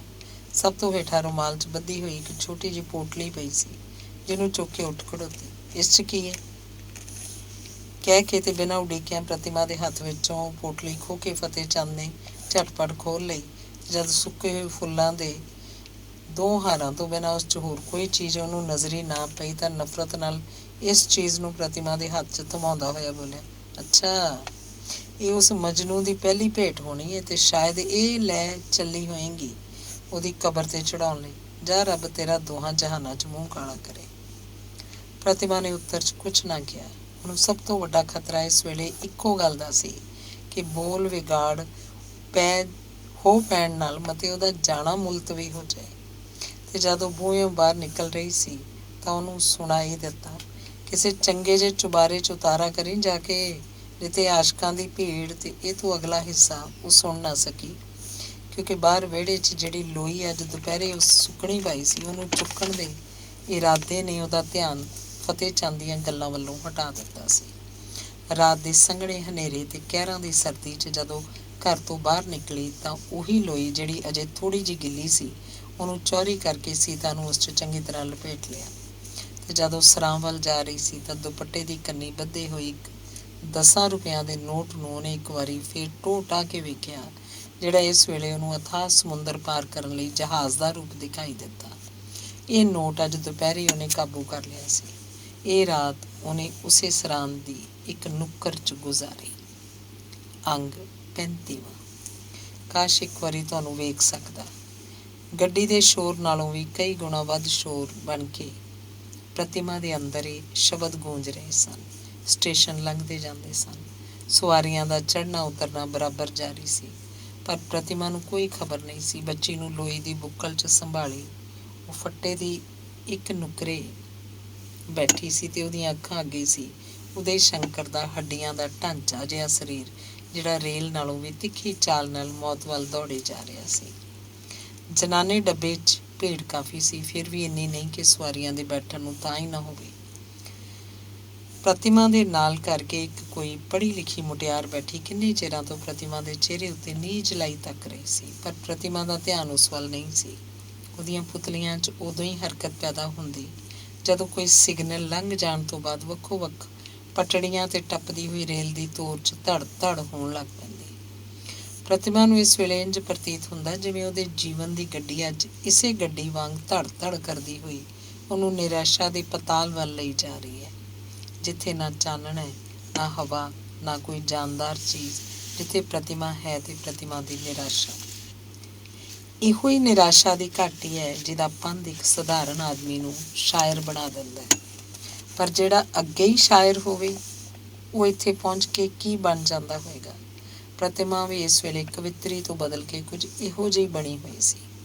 ਕਵਿਤਾ ਜਿਹਨੂੰ ਲਿਖਣ ਲਈ ਕਦੀ ਕਿਸੇ ਨੂੰ ਉਹਨੂੰ ਕਲਮ, ਦਵਾਤ, ਕਾਗਜ਼ ਤੇ ਸੋਚ ਵਿਚਾਰ ਸਾਧਨਾਂ ਦੀ ਲੋੜ ਰਹਿੰਦੀ ਸੀ, ਅੱਜ ਉਹਨੂੰ ਜਾਪਦਾ ਜਿਵੇਂ ਬਿਨਾਂ ਇਹਨਾਂ ਸਾਧਨਾਂ ਤੋਂ, ਬਿਨਾਂ ਸੋਚਣ ਤੋਂ ਉਹਦੇ ਅੰਦਰ ਉਹਦੀ ਨਾੜ ਨਾੜ 'ਚ ਕਵਿਤਾ ਦੇ ਸੋਮੇ ਫੁੱਟ ਰਹੇ ਹਨ। ਉਹ ਸੋਮੇ ਜਿਨ੍ਹਾਂ ਦੇ ਇੱਕ ਇੱਕ ਸ਼ਬਦ 'ਚ ਹਜ਼ਾਰਾਂ ਮੌਤਾਂ ਵਰਗੀ ਭਿਆਨਕਤਾ ਤੇ ਕਰੁਣਾ ਲੁਕੀ ਹੋਈ ਸੀ। ਜਿੱਥੇ ਮਾਨਵਤਾ ਦਾ ਨਹੀਂ ਦਾਨਵਤਾ ਦਾ ਸਾਮਰਾਜ ਸੀ, ਜਿੱਥੋਂ ਦਾ ਸੰਗੀਤ ਸੀ ਹੌਕੇ, ਚੀਸਾਂ ਤੇ ਹਟਕੋਰੇ। ਇਹੋ ਜਿਹੀ ਕਾਵ ਰਚਨਾ ਹੋ ਰਹੀ ਸੀ ਇਸ ਵੇਲੇ ਪ੍ਰਤਿਮਾ ਦੇ ਹਿਰਦੇ ਪੱਟ ਉੱਤੇ।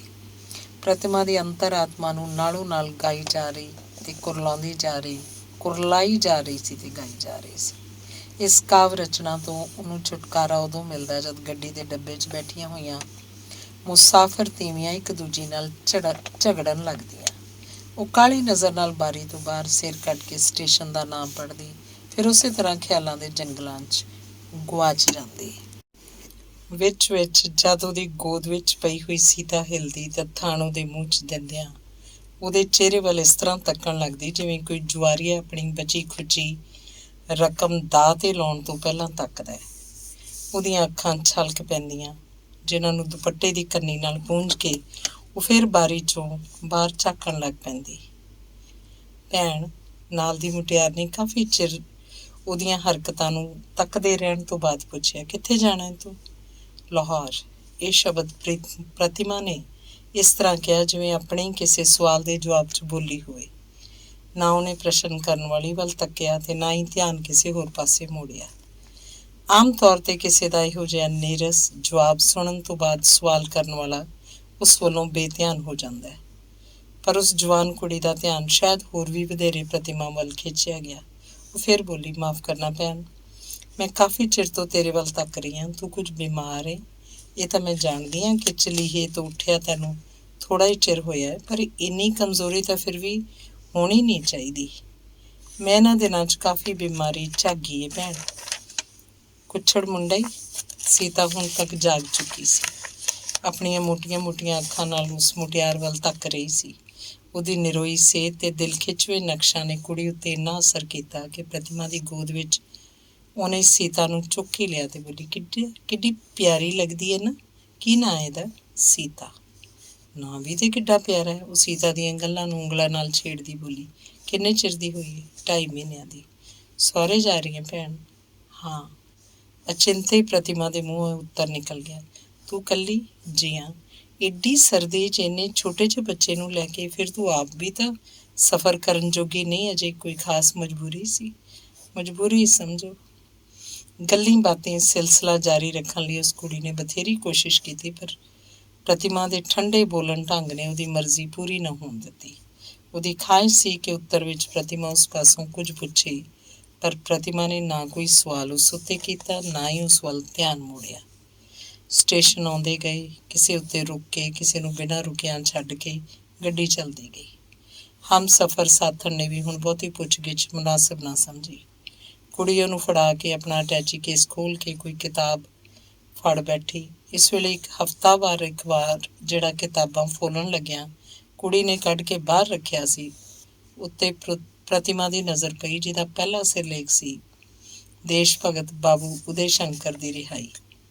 ਹੈਂ? ਇਹ ਕੇਵਲ ਇੰਨਾ ਹੀ ਪ੍ਰਤਿਮਾ ਦੇ ਮੂੰਹੋਂ ਨਿਕਲਿਆ, ਪਰ ਇਸ ਭਾਵ ਨਾਲ ਜਿਵੇਂ ਕਿਸੇ ਗੁਆਚੀ ਹੋਈ ਚੀਜ਼ ਦੀ ਸੂਹ ਮਿਲਣ ਤੇ ਉਹਨੂੰ ਹੋਰ ਜਾਣਨ ਲਈ ਸਾਡੇ ਅੰਦਰ ਤੀਬਰਤਾ ਪੈਦਾ ਹੋ ਜਾਂਦੀ ਹੈ। ਝਟਪਟ ਪ੍ਰਤਿਮਾ ਨੇ ਅਖਬਾਰ ਚੁੱਕ ਲਿਆ ਤੇ ਸਿਰਲੇਖ ਥਲਵੇਂ ਮਜ਼ਮੂਨ ਉੱਤੇ ਉਹਦੀਆਂ ਅੱਖਾਂ ਬੜੀ ਤੇਜ਼ੀ ਨਾਲ ਫਿਰਨ ਲੱਗੀਆਂ। ਲਿਖਿਆ ਸੀ, ਆਖਿਰਕਾਰ ਹਕੂਮਤ ਨੂੰ ਜਨਤਾ ਦੇ ਜੋਸ਼ ਤੇ ਗੁੱਸੇ ਅੱਗੇ ਝੁਕਣਾ ਹੀ ਪਿਆ ਤੇ ਉਹਨੇ ਬਾਬੂ ਉਦੇ ਸ਼ੰਕਰ ਨੂੰ ਬਿਮਾਰੀ ਦੇ ਕਾਰਨ ਰਿਹਾ ਕਰ ਦਿੱਤਾ। ਜਿੱਥੋਂ ਤੱਕ ਸਾਨੂੰ ਪਤਾ ਲੱਗਿਆ, ਉਦੇ ਸ਼ੰਕਰ ਦੀ ਤਪਦਿਕ ਦੀ ਬਿਮਾਰੀ ਤੀਜੀ ਸਟੇਜ ਤੇ ਪਹੁੰਚ ਚੁੱਕੀ ਹੈ। ਡਾਕਟਰਾਂ ਦੀ ਰਾਏ ਹੈ ਕਿ ਉਹਦੇ ਦੋਵੇਂ ਫੇਫੜੇ ਨਕਾਰੇ ਹੋ ਚੁੱਕੇ ਨੇ। ਜਿਸ ਦਿਨ ਉਦੇ ਸ਼ੰਕਰ ਨੂੰ ਸਟ੍ਰੈਚਰ 'ਚ ਪਾ ਕੇ ਡਾਕਟਰ ਸੇਠੀ ਦੀ ਕੋਠੀ ਲਿਜਾਇਆ ਗਿਆ, ਰਿਪੋਰਟ ਦਾ ਬਿਆਨ ਹੈ ਕਿ ਅੱਤ ਕਮਜ਼ੋਰੀ ਦੇ ਕਾਰਨ ਰਸਤੇ 'ਚ 2 ਵਾਰੀ ਉਹਨੂੰ ਗਸ਼ ਆ ਗਈ। ਪਰ ਕਿਉਂਕਿ ਉਹਦਾ ਪਿਤਾ, ਜਿਹੜਾ ਉਸ ਵੇਲੇ ਨਾਲ ਸੀ, ਆਪ ਇੱਕ ਡਾਕਟਰ ਹੈ, ਇਸ ਲਈ ਵੇਲੇ ਸਿਰ ਰੋਗੀ ਦੀ ਹਾਲਤ ਨੂੰ ਸੰਭਾਲ ਲਿਆ ਗਿਆ। ਆਮ ਤੌਰ 'ਤੇ ਲੋਕਾਂ ਦਾ ਇਹੋ ਖਿਆਲ ਪਾਇਆ ਜਾਂਦਾ ਹੈ ਕਿ ਰੋਗੀ ਦੀ ਹਾਲਤ ਖਤਰੇ ਦੀ ਇੰਤਹਾ 'ਤੇ ਪਹੁੰਚ ਚੁੱਕੀ ਹੈ। ਸਾਡੀ ਸੱਚੇ ਦਿਲੋਂ ਪ੍ਰਾਰਥਨਾ ਹੈ ਕਿ ਈਸ਼ਵਰ ਭਾਰਤ ਮਾਤਾ ਦੇ ਸਪੂਤ ਦੀ ਰੱਖਿਆ ਕਰੇ। ਪੜ੍ਹਦੀ ਪ੍ਰਤਿਮਾ ਘਬਰਾ ਗਈ ਤੇ ਮਜ਼ਬੂਨ ਦੇ ਛੇਕੜ ਤੇ ਪਹੁੰਚ ਕੇ ਤਾਂ ਉਹਦਾ ਰੋਣ ਬੇਕਾਬੂ ਹੋ ਗਿਆ। ਫਿਰ ਜਦ ਨਾਲ ਵਾਲੀ ਕੁੜੀ ਨੇ ਪੁੱਛਿਆ, ਕਿਉਂ ਭੈਣ, ਤੂੰ ਇਸ ਲੇਖ ਨੂੰ ਪੜ੍ਹਦੀ ਇਸ ਤਰ੍ਹਾਂ ਕਿਉਂ ਹੋ ਗਈ ਹੈ? ਤਾਂ ਉੱਤਰ 'ਚ ਪ੍ਰਤਿਮਾ ਕੁਝ ਕਹਿੰਦੀ ਇਹ ਤੋਂ ਪਹਿਲਾਂ ਹੀ ਅਥਰੂਆਂ ਨਾਲ ਉਹਦੀਆਂ ਗੱਲਾਂ ਭਿੱਜ ਗਈਆਂ। ਰੋਕਦਿਆਂ ਉਹਦੇ 1-2 ਹਟਕੋਰੇ ਨਿਕਲ ਗਏ। ਇਹ ਕੀ ਭੈਣ? ਕੁੜੀ ਦੇ ਅੰਦਰ ਉਸ ਲਈ ਹਮਦਰਦੀ ਦੀਆਂ ਲਹਿਰਾਂ ਉੱਠ ਰਹੀਆਂ ਸਨ। ਬਾਬੂ ਉਦੇ ਸ਼ੰਕਰ ਤੇਰਾ ਕੋਈ ਰਿਸ਼ਤੇਦਾਰ ਹੈ? ਪ੍ਰਤਿਮਾ ਦੇ ਅਥਰੂਆਂ ਨੂੰ ਇਹਨਾਂ ਹਮਦਰਦੀ ਭਰੇ ਵਾਕਾਂ ਨੇ ਹੋਰ ਵੀ ਲਾਸਬਰ ਕਰ ਦਿੱਤਾ। ਬੋਲੀ, ਮੈਂ ਉਹਨੂੰ ਮਿਲਣ ਜਾ ਰਹੀ ਹਾਂ ਭੈਣ। ਉਦੇ ਸ਼ੰਕਰ ਨੂੰ? ਜੀ। ਤਾਂ ਤੇ ਭੈਣ ਤੂੰ ਬੜੀ ਖੁਸ਼ਕਿਸਮਤ ਹੈ ਕਿ ਇੱਕ ਵੱਡੇ ਦੇਸ਼ ਭਗਤ ਨਾਲ ਕੋਈ ਰਿਸ਼ਤੇਦਾਰੀ ਹੈ। ਖੁਸ਼ਕਿਸਮਤ ਨਹੀਂ, ਬਦਕਿਸਮਤ। ਕਹਿੰਦੀ ਪ੍ਰਤਿਮਾ ਸਿਸਕੀਆਂ ਭਰਨ ਲੱਗੀ। ਤਾਂ ਤੇ ਉਹ ਤੇਰਾ ਪਤੀ ਹੈ। ਕੁੜੀ ਨੇ ਹਮਦਰਦੀ 'ਚ ਸ਼ਰਾਬੋਰ ਹੋ ਕੇ ਉਹਦੇ ਹੰਝੂ ਆਪਣੇ ਰੁਮਾਲ ਨਾਲ ਪੂੰਝਦਿਆਂ ਪੁੱਛਿਆ, ਪਰ ਪ੍ਰਤਿਮਾ ਪਾਸੋਂ ਉਹਨੂੰ ਕੋਈ ਜਵਾਬ ਨਾ ਮਿਲਿਆ। ਦੂਜੀ ਵੇਰਾਂ ਜਦ ਉਸ ਕੁੜੀ ਨੇ ਫਿਰ ਇਸੇ ਪ੍ਰਸ਼ਨ ਨੂੰ ਦੁਹਰਾਇਆ ਤਾਂ ਪ੍ਰਤਿਮਾ ਨੇ ਉਸੇ ਤਰ੍ਹਾਂ ਸਿਸਕੀਆਂ ਭਰਦਿਆਂ ਹਾਂ ਵਿੱਚ ਸਿਰ ਹਿਲਾ ਦਿੱਤਾ। ਕੁੜੀ ਨੇ ਇੱਕ ਵਾਰ ਉਹਦੇ ਪੈਰਾਂ ਨੂੰ ਹੱਥ ਛੁਹਾ ਕੇ ਮੱਥੇ ਤੇ ਲਾਉਂਦਿਆਂ ਕਿਹਾ, ਭੈਣ ਜੀ, ਮੇਰੇ ਬੜੇ ਭਾਗ ਨੇ, ਅੱਜ ਮੈਂ ਏਡੇ ਦੇਸ਼ ਭਗਤ ਦੀ ਪਤਨੀ ਨੂੰ ਵੇਖ ਰਹੀ ਹਾਂ। ਈਸ਼ਵਰ ਅੱਗੇ ਮੇਰੀ ਇਹੋ ਪ੍ਰਾਰਥਨਾ ਹੈ ਕਿ ਤੁਹਾਡਾ ਸੁਹਾਗ ਅਟੱਲ ਰਹੇ। ਪ੍ਰਤਿਮਾ ਉੱਤਰ 'ਚ ਕੁਝ ਨਾ ਬੋਲੀ। ਉਹਦੇ ਅੰਤਰ ਹਿਰਦੇ 'ਚ ਹੁਣ ਤੋਂ ਪਹਿਲਾਂ ਜਿਸ ਕਰੁਣਾ ਕਵਿਤਾ ਦੀ ਰਚਨਾ ਰਚੀ ਜਾ ਰਹੀ ਸੀ, ਮਾਨੋ ਸਾਰੀ ਹੀ ਪੰਘਰ ਕੇ ਉਹਦੀਆਂ ਅੱਖਾਂ ਥਾਣੀ ਵਹਿਣੀ ਸ਼ੁਰੂ ਹੋ ਗਈ। ਜਲੰਧਰ ਦਾ ਸਟੇਸ਼ਨ ਆਇਆ ਤੇ ਉਹ ਮੁਸਾਫਰ ਕੁੜੀ ਆਪਣੇ ਅਟੈਚੀ ਕੇਸ ਸੰਭਾਲਦੀ ਇੱਕ ਵਾਰੀ ਫਿਰ ਪ੍ਰਤਿਮਾ ਦੇ ਪੈਰਾਂ 'ਤੇ ਝੁਕੀ ਤੇ ਫਿਰ ਕਹਿੰਦੀ ਹੋਈ ਹੇਠਾਂ ਉਤਰ ਗਈ,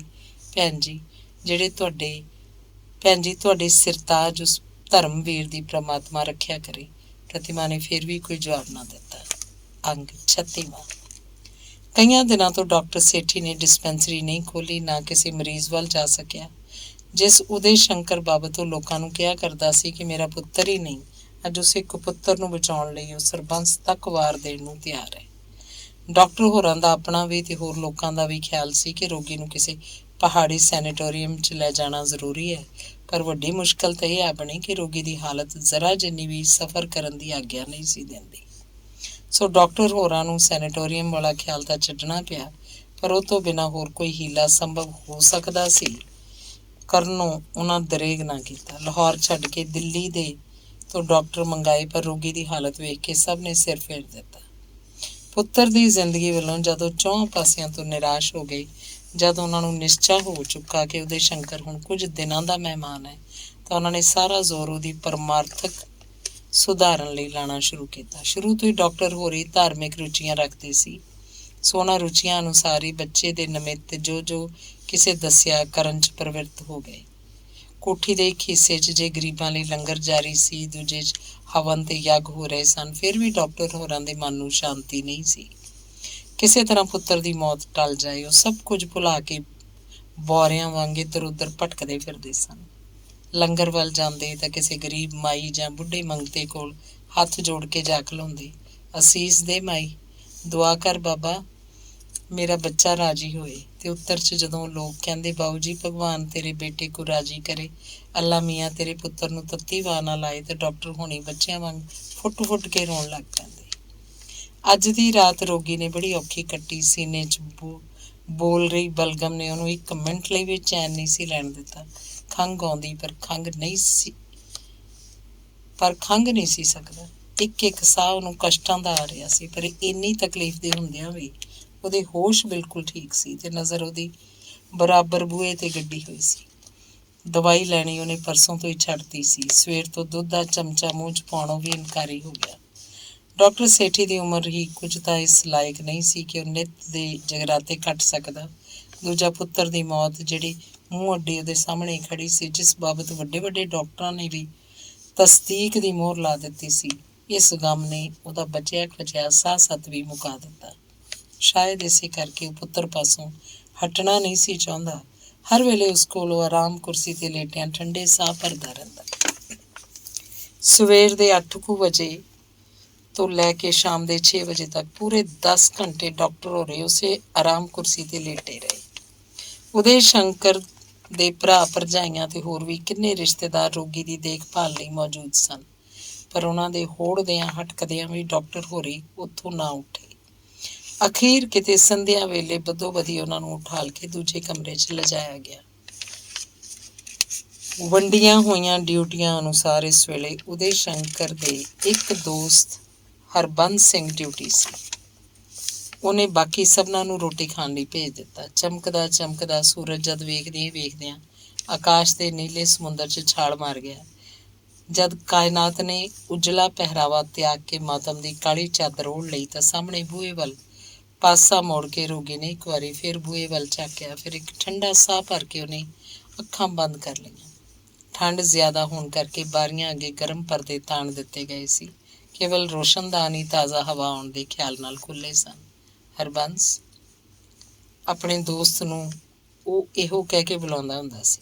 ਉਹਨੇ ਪਾਸਾ ਪਰਤ ਕੇ ਆਵਾਜ਼ ਦਿੱਤੀ, ਨਾਲ ਹੀ ਪਸਲੀਆਂ ਦੁਖਣ ਕਰਕੇ ਉਹਦੇ ਮੂੰਹੋਂ ਕਸੀਸ ਜਿਹੀ ਨਿਕਲੀ। ਕਿਉਂ? ਉਹਦੇ ਕੋਲ ਬੈਠੇ ਉਸ ਮਧਰੇ ਕੱਦ ਦੇ ਖੱਦਰਪੋਸ਼ ਸਿੱਖ ਗੱਭਰੂ ਨੇ ਤੱਕ ਕੇ ਪੁੱਛਿਆ, ਕੀ ਗੱਲ ਏ ਵੀਰ, ਕੀ ਵਕਤ ਹੋਏਗਾ? 6:30। ਉਹਨੇ ਗੁੱਟ ਤੇ ਬੱਧੀ ਰਿਸਟ ਵਾਚ ਵੱਲ ਤੱਕ ਕੇ ਕਿਹਾ, ਕਿਉਂ? ਕੁਝ ਨਹੀਂ। ਪਰ ਉਹ ਦੋਸਤ ਸਮਝ ਗਿਆ ਕਿ ਰੋਗੀ ਦੇ ਉਦਾਸ ਤੇ ਨਿਰਾਸ਼ ਇਸ ਕੁਝ ਨਹੀਂ ਵਾਕ ਦੇ ਪਿੱਛੇ ਜ਼ਰੂਰ ਕੁਝ ਹੈ। ਉਹਨੇ ਪਾਰਖੂ ਨਜ਼ਰ ਨਾਲ ਰੋਗੀ ਦੀਆਂ ਅੱਖਾਂ ਵੱਲ ਤੇ ਹੱਥਾਂ ਵੱਲ ਤੱਕਿਆ ਤੇ ਤੱਕਦਿਆਂ ਇੱਕਦਮ ਜਿਵੇਂ ਸੁੱਤਿਆਂ ਕੋਈ ਖਤਰੇ ਦਾ ਅਲਾਰਮ ਸੁਣ ਕੇ ਘਬਰਾ ਉੱਠਿਆ। ਰੋਗੀ ਦੀਆਂ ਅੱਖਾਂ ਦੀ ਤੱਕਣੀ ਉਹਨੂੰ ਕੁਝ ਹੋਰ ਹੀ ਜਾਪੀ। ਪੈਰਾਂ ਉੱਤੇ ਤਾਂ ਜਿਵੇਂ ਕਿਸੇ ਹਲਦੀ ਮਲ ਦਿੱਤੀ ਹੋਈ। ਇੰਨੇ ਪੀਲੇ ਪੈਰ ਕਿ ਕਿਸੇ ਜਿਉਂਦੇ ਆਦਮੀ ਦੇ ਹੋ ਸਕਦੇ ਹੈ। ਡਰ ਤੇ ਘਬਰਾਹਟ ਨੂੰ ਦਬਾ ਕੇ ਉਹਨੇ ਇੱਕ ਵਾਰੀ ਫਿਰ ਪੁੱਛਿਆ, ਕਿਉਂ? ਉਹਦੇ ਕੁਝ ਕਹਿਣਾ ਹੀ? ਤੇ ਆਪਣੇ ਕਹੇ ਹੋਏ ਵਾਕ ਤੋਂ ਆਪ ਹੀ ਭੈਭੀਤ ਹੋ ਗਿਆ। ਰੋਗੀ ਨੇ ਇੱਕ ਵਾਰੀ ਫਿਰ ਬੂਹੇ ਵੱਲ ਤੱਕਦਿਆਂ ਕਿਹਾ, ਬੰਬੇ ਐਕਸਪ੍ਰੈਸ ਕਿੰਨੇ ਵਜੇ ਆਉਂਦੀ ਹਰਬੰਸ? 7:45 ਵਜੇ। ਕਿਉਂ? ਕੁਛ ਨਹੀਂ, ਕਹਿੰਦਿਆਂ ਰੋਗੀ ਦੀਆਂ ਛਾਤੀ ਦੀਆਂ ਪਸਲੀਆਂ 'ਚ ਉਭਾਰ ਜਿਹਾ ਪੈਦਾ ਹੋਇਆ। ਹਰਬੰਸ ਨੇ ਫਿਰ ਪੁੱਛਿਆ, ਕਿਸੇ ਦੀ ਉਡੀਕ ਹੈ ਤੈਨੂੰ? ਪਰ ਕਿਹਦੀ? ਰੋਗੀ ਕੁਝ ਨਾ ਬੋਲਿਆ। ਦੱਸੇਗਾ ਨਹੀਂ ਉਹਦੇ? ਕਹਿੰਦਿਆਂ ਹਰਬੰਸ ਨੇ ਅੱਖਾਂ ਭਰ ਲਈਆਂ। ਰੋਗੀ ਦੀਆਂ ਛੱਤ ਉੱਤੇ ਟਿਕੀਆਂ ਅੱਖਾਂ ਵਿੱਚ ਦੀਆਂ ਪੁਤਲੀਆਂ 'ਚ ਹਰਕਤ ਪੈਦਾ ਹੋਈ ਤੇ ਹੁਣ ਉਹ ਹਰਬੰਸ ਦੇ ਚਿਹਰੇ ਤੇ ਆ ਟਿਕੀਆਂ। ਵੇਖਦਿਆਂ ਦੋਵੇਂ ਪੁਤਲੀਆਂ ਪਾਣੀ ਦੀ ਤਹਿ ਹੇਠ ਡੁੱਬ ਗਈਆਂ। ਦੱਸ ਨਾ ਉਹਦੇ ਨੇੜੇ ਮੂੰਹ ਲਿਜਾ ਕੇ ਜਦ ਹਰਬੰਸ ਨੇ ਕਿਹਾ, ਮੇਰੇ ਕੋਲੋਂ ਨਾ ਛੁਪਾ ਉਹਦੇ, ਮੇਰਾ ਵਿਸ਼ਵਾਸ ਕਰ, ਤਾਂ ਉਹਨੇ ਵੇਖਿਆ ਰੋਗੀ ਦੀਆਂ ਅੱਖਾਂ ਵਿੱਚ ਡਲਕ ਰਹੀ ਉਹ ਨਮੀ ਪਹਿਲਾਂ 2 ਕਤਰਿਆਂ ਦੀ ਸ਼ਕਲ ਬਣ ਕੇ ਕੋਨਿਆਂ ਤੇ ਦਿਖਾਈ ਦਿੱਤੀ, ਫਿਰ 2 ਲੰਮੀਆਂ ਧਾਰੀਆਂ ਬਣ ਕੇ ਉਹਦੀ ਠੋਡੀ ਤੱਕ ਜਾ ਪਹੁੰਚੀ। ਹਰਬੰਸ ਦੀਆਂ ਅੱਖਾਂ ਵੀ ਹੁਣ ਇਹੋ ਜਿਹਾ ਦ੍ਰਿਸ਼ ਵਿਖਾ ਰਹੀਆਂ ਸਨ। ਉਹਨੇ ਰੋਗੀ ਦੀ ਛਾਤੀ ਤੋਂ ਉਹਦਾ ਸੁੱਕਾ ਪੀਲਾ ਹੱਥ ਚੁੱਕ ਕੇ ਫਿਰ ਪੁੱਛਿਆ, ਦੱਸ ਨਾ ਉਹਦੇ? ਤੇ ਉਸ ਪਾਸੋਂ ਇੱਕ ਐਸਾ ਪਾਗਲਪਣ ਹੋ ਗਿਆ ਜਿਹੜਾ ਉਹਨੂੰ ਉੱਕਾ ਨਹੀਂ ਸੀ ਕਰਨਾ ਚਾਹੀਦਾ। ਮੌਤ ਛਾਉਣੇ ਤੇ ਪਏ ਰੋਗੀ ਦੇ ਸਾਹਮਣੇ ਰੋਣਾ ਕਿੰਨਾ ਖਤਰਨਾਕ ਹੁੰਦਾ ਹੈ, ਇਸ ਤੋਂ ਨਾ ਵਾਕਫ ਨਹੀਂ ਸੀ ਹਰਬੰਸ। ਰੋਗੀ ਜੀ ਦੀਆਂ ਅੱਖਾਂ ਅੱਗੇ ਹੁਣ ਦੋਸਤ ਦਾ ਆਕਾਰ ਧੁੰਦਲਾ ਪੈਂਦਾ ਜਾ ਰਿਹਾ ਸੀ। ਬੋਲਿਆ, ਤੂੰ ਪ੍ਰਤਿਮਾ ਨੂੰ ਜਾਣਦਾ? ਕਿਹੜੀ? ਉਹ ਜਿਹਨੇ ਤੇਰੀ ਮੁਖਬਰੀ ਕੀਤੀ ਸੀ? ਇਹ ਨਾ ਕਹ ਡੀਅਰ। ਖੈਰ ਹਾਂ, ਜਾਣਨਾ ਵਾ। ਕਿਉਂ? ਮੈਨੂੰ ਉਹਦਾ ਇੰਤਜ਼ਾਰ ਹੈ। ਉਹਦਾ? ਹਾਂ, ਪਾਣੀ ਦੇ। ਹਰਬੰਸ ਨੇ ਗਲੂਕੋਜ਼ ਵਾਲੇ ਪਾਣੀ ਦੇ 2-3 ਚਮਚੇ ਉਹਦੇ ਮੂੰਹ 'ਚ ਪਾਏ। ਪੀਂਦਿਆਂ ਰੋਗੀ ਨੂੰ ਖੰਘ ਆ ਗਈ, ਜਿਹੜੀ ਵੱਧਦੀ ਇੰਨੀ ਵਧੀ ਕਿ ਕਿੰਨਾ ਹੀ ਚਿਰ ਉਹ ਸਾਹ ਨਾ ਪਰਤ ਸਕਿਆ। ਤੇ ਜਦ ਫਿਰ ਉਹ ਬੋਲਣ ਜੋਗਾ ਹੋ ਪਿਆ ਤਾਂ ਕਹਿਣ ਲੱਗਾ, ਜੇ ਤੂੰ ਮੇਰਾ ਇੱਕ ਕੰਮ ਕਰੇ, ਪਰ ਉੱਚਰ ਤੱਕ ਮੈਨੂੰ ਮਰਨ ਨਾ ਦਈ, ਮੈਂ ਉਹਨੂੰ ਇੱਕ ਵਾਰੀ ਦੇਖਣਾ ਹੈ। ਹਾਂ ਵੀਰ। ਹਰਬੰਸ ਦੀਆਂ ਅੱਖਾਂ ਫਿਰ ਭਰ ਆਈਆਂ ਤੇ ਉਹਨੂੰ ਬਾਹਾਂ 'ਚ ਭਰ ਕੇ ਬੋਲਿਆ, ਪਰਮਾਤਮਾ ਮੇਰੀ ਸਾਰੀ ਉਮਰ ਤੈਨੂੰ ਦੇ ਦੇ, ਸਿਰਫ ਕੁਝ ਘੰਟੇ ਮੈਨੂੰ ਦੇ ਦੇ ਆਪਣੀ ਉਮਰ ਵਿੱਚੋਂ। ਹਰਬੰਸ, ਅੱਜ ਤੈਨੂੰ ਜਾਣਾ ਪਏਗਾ। ਕਿੱਥੇ? ਰੇਲਵੇ ਸਟੇਸ਼ਨ 'ਤੇ। ਹਾਂ, ਮੈਂ ਸਿਰ ਦੇ ਵੱਲ ਜਾਵਾਂਗਾ। ਤੇ ਵੇਖ, ਜੇ ਉਹ ਨਾ ਮਿਲੇ ਤਾਂ ਉਹਨੂੰ ਆਦਰ ਨਾਲ ਲਿਆਵੀਂ। ਜੇ ਉਹ ਮਿਲੇ ਤਾਂ ਉਹਨੂੰ ਆਦਰ ਨਾਲ ਲਿਆਵੀਂ, ਨਫ਼ਰਤ ਨਾ ਕਰੀ। ਉਹਦੇ ਇਹ ਨਾ ਕਹੋ ਉਹ ਹੁਣ ਮੇਰੇ ਲਈ ਪੂਜਨੀਕ ਹੈ। ਹਰਬੰਸ, ਤੂੰ ਕਿੱਡਾ ਚੰਗਾ, ਪਰ ਸੱਚ ਦੱਸ, ਮੇਰੀ ਹਾਲਤ ਤੈਨੂੰ ਕਿਹੋ ਜਿਹੀ ਜਾਪਦੀ ਹੈ? ਤੂੰ ਬਿਲਕੁਲ ਚੰਗਾ ਹੈ ਉਹਦੇ, ਇਹ ਤੂੰ ਕਿਉਂ ਫਜ਼ੂਲ ਗੱਲਾਂ ਕਰ ਰਿਹਾ? ਤਾਂ ਕਿ ਮੈਂ ਉਹਦੇ ਆਉਣ ਤੱਕ? ਉਹਦੇ ਰੱਬ ਦੇ ਵਾਸਤੇ ਇਹੋ ਜਿਹੀਆਂ ਗੱਲਾਂ ਨਾ ਕਰ। ਇਹ ਤੋਂ ਅੱਧਾ ਪੌਣਾ ਘੰਟਾ ਬਾਅਦ ਹਰਬੰਸ ਸਿੰਘ ਨੇ ਸੋਫਰ ਨੂੰ ਕਹਿ ਕੇ ਡਾਕਟਰ ਹੋਰਾਂ ਦੀ ਕਾਰ ਗੈਰੇਜ 'ਚੋਂ ਕਢਾਈ ਤੇ ਫਿਰ ਉੱਤੇ ਸਵਾਰ ਹੋ ਕੇ ਸਟੇਸ਼ਨ ਵੱਲ ਰਵਾਨਾ ਹੋ ਗਿਆ। ਅੰਗ 37ਵਾਂ। ਗੱਡੀ ਲਾਹੌਰ ਦੇ ਸਟੇਸ਼ਨ 'ਤੇ ਆ ਰੁਕੀ। ਪ੍ਰਤਿਮਾ ਆਪਣੀ ਥਾਂ ਤੋਂ ਉੱਠੀ ਤੇ ਸੀਤਾ ਨੂੰ ਚੰਗੀ ਤਰ੍ਹਾਂ ਚੌੜੀ ਕੀਤੀ ਹੋਈ ਲੋਈ 'ਚ ਸੰਭਾਲ ਕੇ ਹੇਠਾਂ ਪਲੇਟਫਾਰਮ 'ਤੇ ਪੈਰ ਧਰਦੇ ਹੀ ਉਹਨੇ ਦੁਪੱਟੇ ਦੇ ਘੁੰਡ 'ਚ ਆਪਣਾ ਮੂੰਹ ਲੁਕਾ ਲਿਆ, ਸ਼ਾਇਦ ਇਸ ਡਰੋਂ ਕਿ ਕੋਈ ਉਹਨੂੰ ਵੇਖ ਕੇ ਪਛਾਣ ਨਾ ਲਏ। ਸਰਦੀ ਨਾਲ ਉਹਦਾ ਸਰੀਰ ਸੁੰਨ ਹੋਇਆ ਪਿਆ ਸੀ। ਇਹਨੂੰ ਤੇਜ਼ ਕਦਮਾਂ ਦੀ ਮਦਦ ਨਾਲ ਉਹ ਨਿਘਿਆਉਣ ਦੀ ਕੋਸ਼ਿਸ਼ ਕਰ ਰਹੀ ਸੀ। ਬਾਹਰ ਆ ਕੇ ਉਹਨੇ ਇੱਕ ਟਾਂਗਾ ਕਿਰਾਏ ਕੀਤਾ। ਟਾਂਗੇ ਵਾਲੇ ਨੇ 12 ਆਨੇ ਮੰਗੇ, ਪਰ ਉਹਨੇ ਰੁਪਇਆ ਦੇਣਾ ਇਸ ਸ਼ਰਤ 'ਤੇ ਮਨਜ਼ੂਰ ਕਰ ਲਿਆ ਕਿ ਉਹ ਛੇਤੀ ਤੋਂ ਛੇਤੀ ਉਹਨੂੰ ਮੈਕਲੋਡ ਰੋਡ 'ਤੇ ਪਹੁੰਚਾ ਦੇ। ਘੋੜੇ ਦੀਆਂ ਟਾਪਾਂ ਨਾਲੋਂ ਤੇਜ਼ ਇਸ ਵੇਲੇ ਪ੍ਰਤਿਮਾ ਦਾ ਦਿਲ ਧੜਕ ਰਿਹਾ ਸੀ। ਕੋਠੀ ਪਾਸ ਉਤਰ ਕੇ ਉਹਨੇ ਸਿਰ ਦਾ ਕੱਪੜਾ ਖਿੱਚ ਕੇ ਜ਼ਰਾ ਹੋਰ ਨੀਵਾਂ ਕਰ ਲਿਆ। ਚੌੜੀ ਨਜ਼ਰ ਨਾਲ ਇੱਕ ਵਾਰੀ ਆਲੇ ਦੁਆਲੇ ਤੱਕੀ। ਸਭ ਪਾਸੇ ਚੁੱਪ ਚਾਂ ਤੇ ਹਨੇਰਾ ਸੀ, ਕਿਤੋਂ ਵੀ ਆਵਾਜ਼ ਕੋਈ ਨਹੀਂ ਸੀ ਸੁਣਾਈ ਦਿੰਦੀ, ਛੁੱਟ ਇੱਕ ਰੇਡੀਓ ਤੋਂ ਜਿਹੜਾ ਲਾਗਲੀ ਕਿਸੇ ਕੋਠੀ 'ਚ ਵੱਜ ਰਿਹਾ ਸੀ। ਪ੍ਰਤਿਮਾ ਨੂੰ ਰੇਡੀਓ ਦੀਆਂ ਇਹ ਤੁਕਾਂ ਸੁਣਾਈ ਦਿੱਤੀਆਂ। ਨਦੀ ਕਿਨਾਰੇ ਧੂਆਂ ਉਠਤ ਹੈ, ਮਨ ਮੇਰੇ ਕਿਛ ਹੋਏ, ਜਿਸ ਕਾਰਨ ਜੋਗਨ ਭਈ ਵਹੀ ਨ ਜਲਤਾ ਹੋਏ। ਸੁਣ ਕੇ ਪ੍ਰਤਿਮਾ ਦੇ ਦਿਲ ਦਾ ਕੜ ਪਾਟ ਗਿਆ। ਉਹਨੂੰ ਜਾਪਿਆ ਜਿਵੇਂ ਰੇਡੀਓ ਦੀ ਨਹੀਂ, ਕਿਸੇ ਹੋਣੀ ਦੀ ਭਵਿੱਖਬਾਣੀ ਹੈ, ਜਿਹੜੀ ਸ਼ਾਇਦ ਉਹਨੂੰ ਸੁਣਾਉਣ ਖਾਤਰ ਰੇਡੀਓ ਤਾਈਂ ਗਾਈ ਜਾ ਰਹੀ ਹੈ।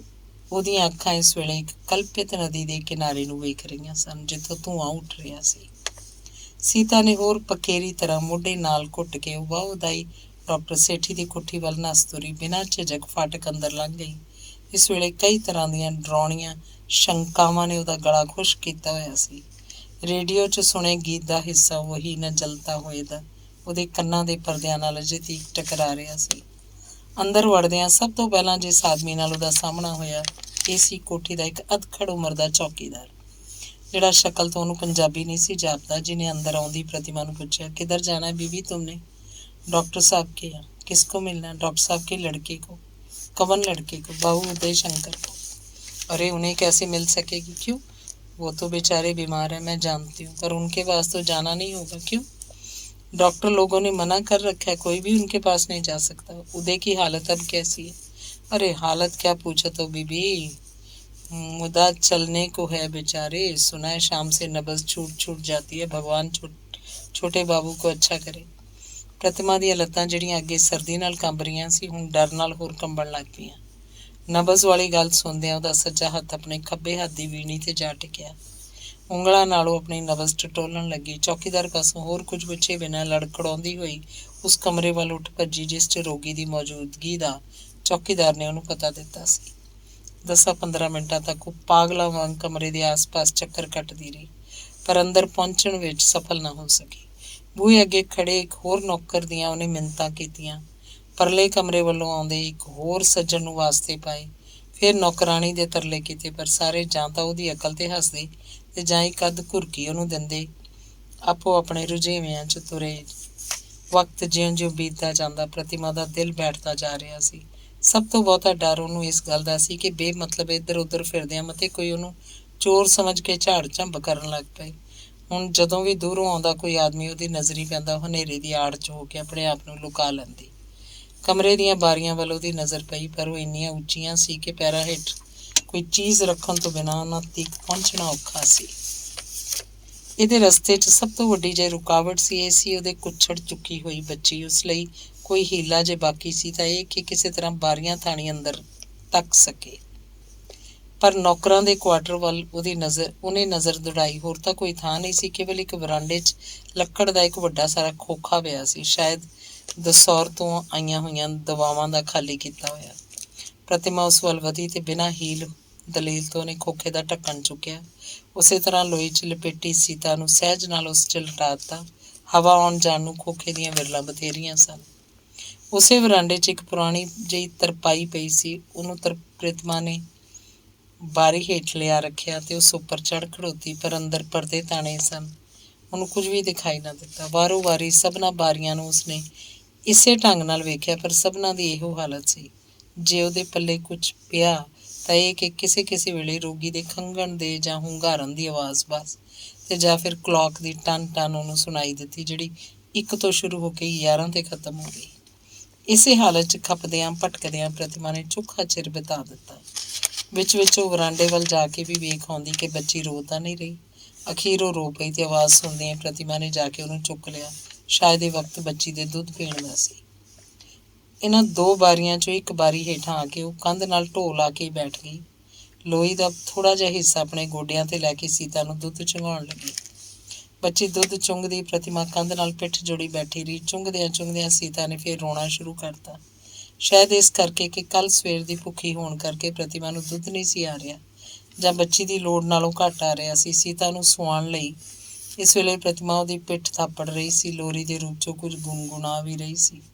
ਇਸੇ ਗੁਣਗੁਣਾਹਟ ਦੀ ਹਾਲਤ 'ਚ ਇੱਕ ਵਾਰੀ ਫਿਰ ਉਹ ਨਿਰਾਸਤਾ ਦੀ ਡੂੰਘਾਈ 'ਚ ਉਸੇ ਤਰ੍ਹਾਂ ਆਪਣੇ ਆਪ ਨੂੰ ਉਤਰਦੀ ਅਨੁਭਵ ਕਰਨ ਲੱਗੀ, ਜਿਵੇਂ ਰੇਲ 'ਚ ਬੈਠਿਆਂ ਉਸ ਦੇ ਅੰਦਰ ਜਿਹੜੀ ਕਵਿਤਾ ਦੀ ਰਚਨਾ ਰਚੀਂਦੀ ਰਹੀ ਸੀ, ਉਹੀ ਕਵਿਤਾ ਇਹਦੇ ਅੰਤਰੀ ਮਨ 'ਚੋਂ ਉੱਠ ਕੇ ਉਹਦੇ ਸੁਚੇਤ ਮਨ ਦੀ ਸੱਤਾ ਉੱਤੇ ਲਿਖੀ ਜਾ ਰਹੀ ਸੀ, ਜਿਸ ਨੂੰ ਇਸ ਵੇਲੇ ਉਹ ਨਾ ਕੇਵਲ ਪੜ੍ਹ ਰਹੀ ਸੀ ਸਗੋਂ ਗਾ ਵੀ ਰਹੀ ਸੀ, ਬੀਤੀਆਂ ਯਾਦਾਂ ਦੀ ਕਿਸੇ ਕਲਪਨਾ ਦੀ ਸ਼ਕਲ ਵਿੱਚ। ਤੇ ਇਹ ਗੀਤ ਇਸ ਵੇਲੇ ਲੋਰੀ ਬਣ ਕੇ ਉਹਦੇ ਅੰਦਰੋਂ ਉਮੜਿਆ ਆਉਂਦਾ ਸੀ। ਸਧਾਰਨ ਗੁਣਗੁਣਾਹਟ ਤੋਂ ਬਦਲ ਕੇ ਉਹਦਾ ਗੀਤ ਕਿਹੜੇ ਵੇਲੇ ਆਪਣੀ ਅਸਲੀ ਆਵਾਜ਼ 'ਚ ਉਚਾਰਿਆ ਜਾਣ ਲੱਗਾ, ਪ੍ਰਤਿਮਾ ਨੂੰ ਇਹਦੀ ਸੋਝੀ ਨਹੀਂ ਸੀ। ਉਹ ਗਾਈ ਗਈ। ਸੀਤਾ ਮੁੜ ਸੌਂ ਚੁੱਕੀ ਸੀ, ਪਰ ਪ੍ਰਤਿਮਾ ਦੀ ਉਹ ਲੋਰੀ ਨਹੀਂ ਥੰਮੀ। ਬਿਨਾਂ ਇਸ ਡਰੋਂ ਕਿ ਸੁਣ ਕੇ ਕੋਈ ਕੀ ਖਿਆਲ ਕਰੇਗਾ, ਪ੍ਰਤਿਮਾ ਉਸੇ ਅਰਧ ਚੇਤਨਾ ਦੀ ਹਾਲਤ ਵਿੱਚ ਗਾਈ ਗਈ।